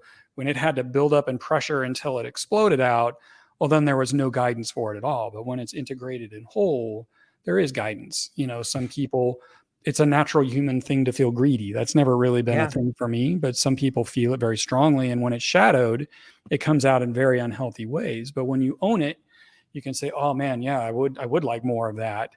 What can I do to earn that? And it's these things stop being negative when they're embodied and when they're a part of the whole of you rather than being fragmented off and vilified.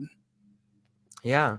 It's almost back to integration again, where like you begin to understand the helpful desires to, bring forth your emotions, and that they shouldn't be things you fear. They should be things that you embrace and use in a way that's enhances the human experience instead of causes pain for it. And saying it in the way we're talking about it, it can seem overwhelming to the uninitiated. But just know that, especially with psychedelic work, I've never been given more than I can handle. My own personal deep wisdom, my guide's wisdom, my intentions for myself. I've had very intense experiences, but it's never been harmful to me. It's never been re-traumatizing to me when the experiences were held well. And I've only had one guided session where my guide was, it was my original guide, where he was having his own problems and he was getting ready to leave for a few months to go sort them out. And he just wasn't there for me. And it spiraled down into a level of terror that was 1,000 times anything I've ever known before. And it was brutal. But normally in psychedelics, and especially in working with shadow work, these things just come out a layer at a time.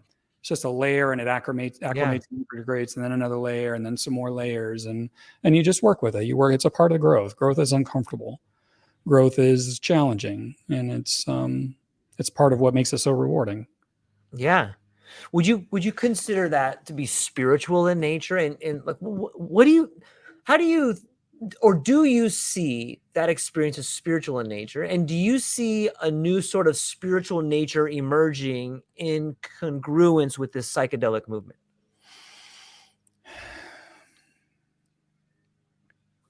From my perspective, it's evolved that it's all spiritual. All of this, I keep using this analogy of a light shining from me, or a light shining from a person. And to me, that is the spiritual expression of me. That is the expression of me that is connected to all that is. And the only things that feel separate or other than that are these ideas that I have about myself that make up the ego.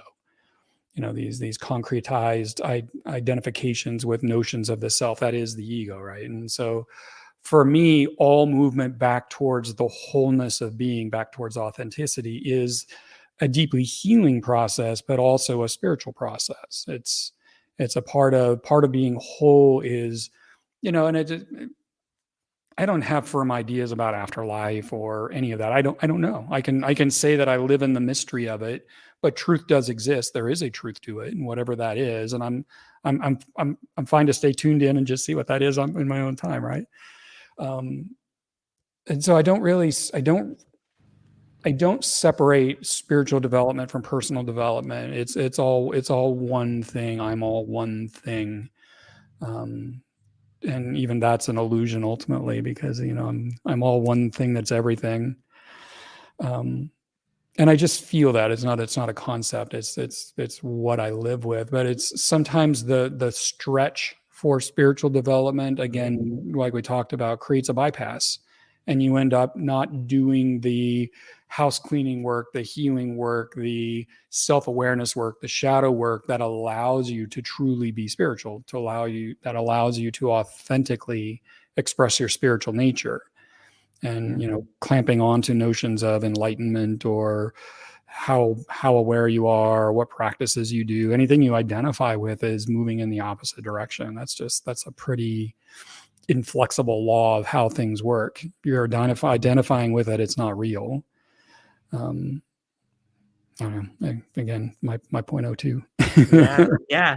I think the term "I am" is usually a warning sign, right? Like I am, and whatever you're gonna say is like, okay, if you say "I am," you should just pause for a minute, and be like, wait a minute. Yeah. Yeah, I But I don't know love, that we can yeah. ever unshackle all of that, but definitely thinning the weeds brings a profound level of relief Yeah. in a person's experience of life. Just trying to identify with less, and then you can't just say you're identifying with less, because that becomes a bypass. It's going in and really going through the mechanisms that are doing the identification. You bring them out into the light of your conscious awareness, and if they're a lie, if they're an untruth, they start dissolving all on their own. And that's how that untangling happens. It's the willingness, the surrender to seeing your own machinations in a very truthful and honest way. Yeah, have you noticed in your journey that your relationship with silence has changed? It seems to me when I look at the world and I look at my life, like, and especially since becoming into relationship with psychedelics, like this idea of silence has changed for me. And I've begun to notice how uncomfortable silence can be for a lot of people. And if you're in a conversation with someone and you just stop for a minute, like in your daily life, if you're talking to a coworker or a family member or just a casual conversation, if you stop to pause, people automatically think there's something wrong and they want to fill that gap with some words. Have you noticed your relationship with silence kind of changing as you've grown older or used psychedelics? Well, I actually like long pauses in Yeah, conversation. me too. Can't really do it in an interview. It'd Right. be awkward. But very often in conversation, somebody will say something, and I just take a minute and see how that feels in my body, or a second or two, and I just I try to allow not a knee jerk response, but an authentic expression to come. Um, I like my solitude. Mhm. I like silence. Um, I appreciate just being able to get quiet. And if I don't give myself that enough, I start building chaos, and then I got to Yeah, go. Then yes. I got to go. I think some daily mental hygiene of quiet time is good for Mm. anyone, and it's illuminating for yourself just to see how anxiety might creep in for you when you try to be quiet. It's a great way to learn. It's a great way to start strengthening that muscle. It's Yeah. Yeah, it is very difficult for a lot of people to have, and I've been there. I've been there myself. Yeah. I've been there myself. There's no judgment. It's a sign that your inner world has a great deal of stress. There's tectonic plates with a lot of pressure building, and you can go in and learn to work with that and learn to heal it and open the space and naturally relax from within, or you just wait till it explodes and you do whatever it is you do when those things explode. It's all opportunity, right? Yeah. In the book Coming Full Circle, you talk, you use a lot of knowledge and you talk about Maslow and Jung. Are there some, it seems to me that those are people that you look up to and you've learned from. Are there some other like books or people that you would like to, that you could give to the audience that they may want to research to help them with their journeys? Well, I want to be very upfront though. Like in the Yeah. last 15 or more years, I've read one book on self-help, and that was Right. Vander Kolk's The Body Keeps the Score. And that Mm. is a powerful book. If you're wanting to learn about how trauma lives in the body, that guy nailed it. I mean, he truly nailed it. And the audiobook is really good. It's there were, in psychedelic therapy sessions, it's not uncommon to have movement, right? Your Hmm. arms move, your legs move. And I was doing these long drives to go visit my daughter, and I was listening to The Body Keeps the Score, and I started having those releases while I was driving. I could stop it if I needed to, Whoa. but I just Yeah. relaxed, and my arms just releasing and releasing. I'm like, holy crap, man, he is really pushing some buttons here. And so I would just breathe and allow. And it's a deep and powerful book. From before that, Hmm. books that really informed my first book, Present Moment Awareness, uh, Pema Chodron's Going to Pieces Without Falling Apart, Alice Miller's Drama, The Gifted Child. Drama of the Gifted Child, if you're wanting to understand how trauma lives in the body and manifests. It's a little dated. I think if she were able to re-release it Sure. today, she would update it a little bit, but it's a really powerful book. Daniel Siegel's The Developing Mind. Mm. That's like a textbook, but it talks about the neurobiology of how the brain gets wired together through experience. And that was a really potent, eye-opening book for me back in the day. trying to think of what else was really.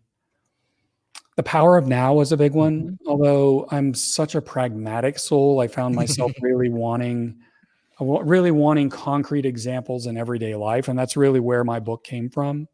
It was kind of my answer to The Power of Now. And it's not anywhere near on the level of that book. And it's no, I don't speak from the place that Eckhart Tolle speaks from. It was just at the time, it's the knowledge I had, and it's what I felt I wanted to express.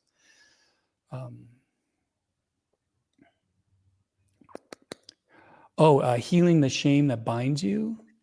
I think it's Tara something. That was a really good one.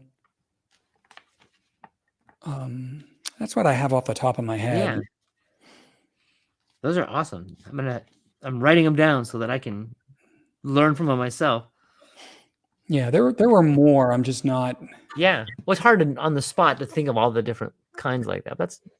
Yeah, it was actually a book I read, and talk about spiritual bypasses. I've watched it launch a lot of them, but there was this book called Spiritual Enlightenment, The Damnedest Thing by Jed McKenna.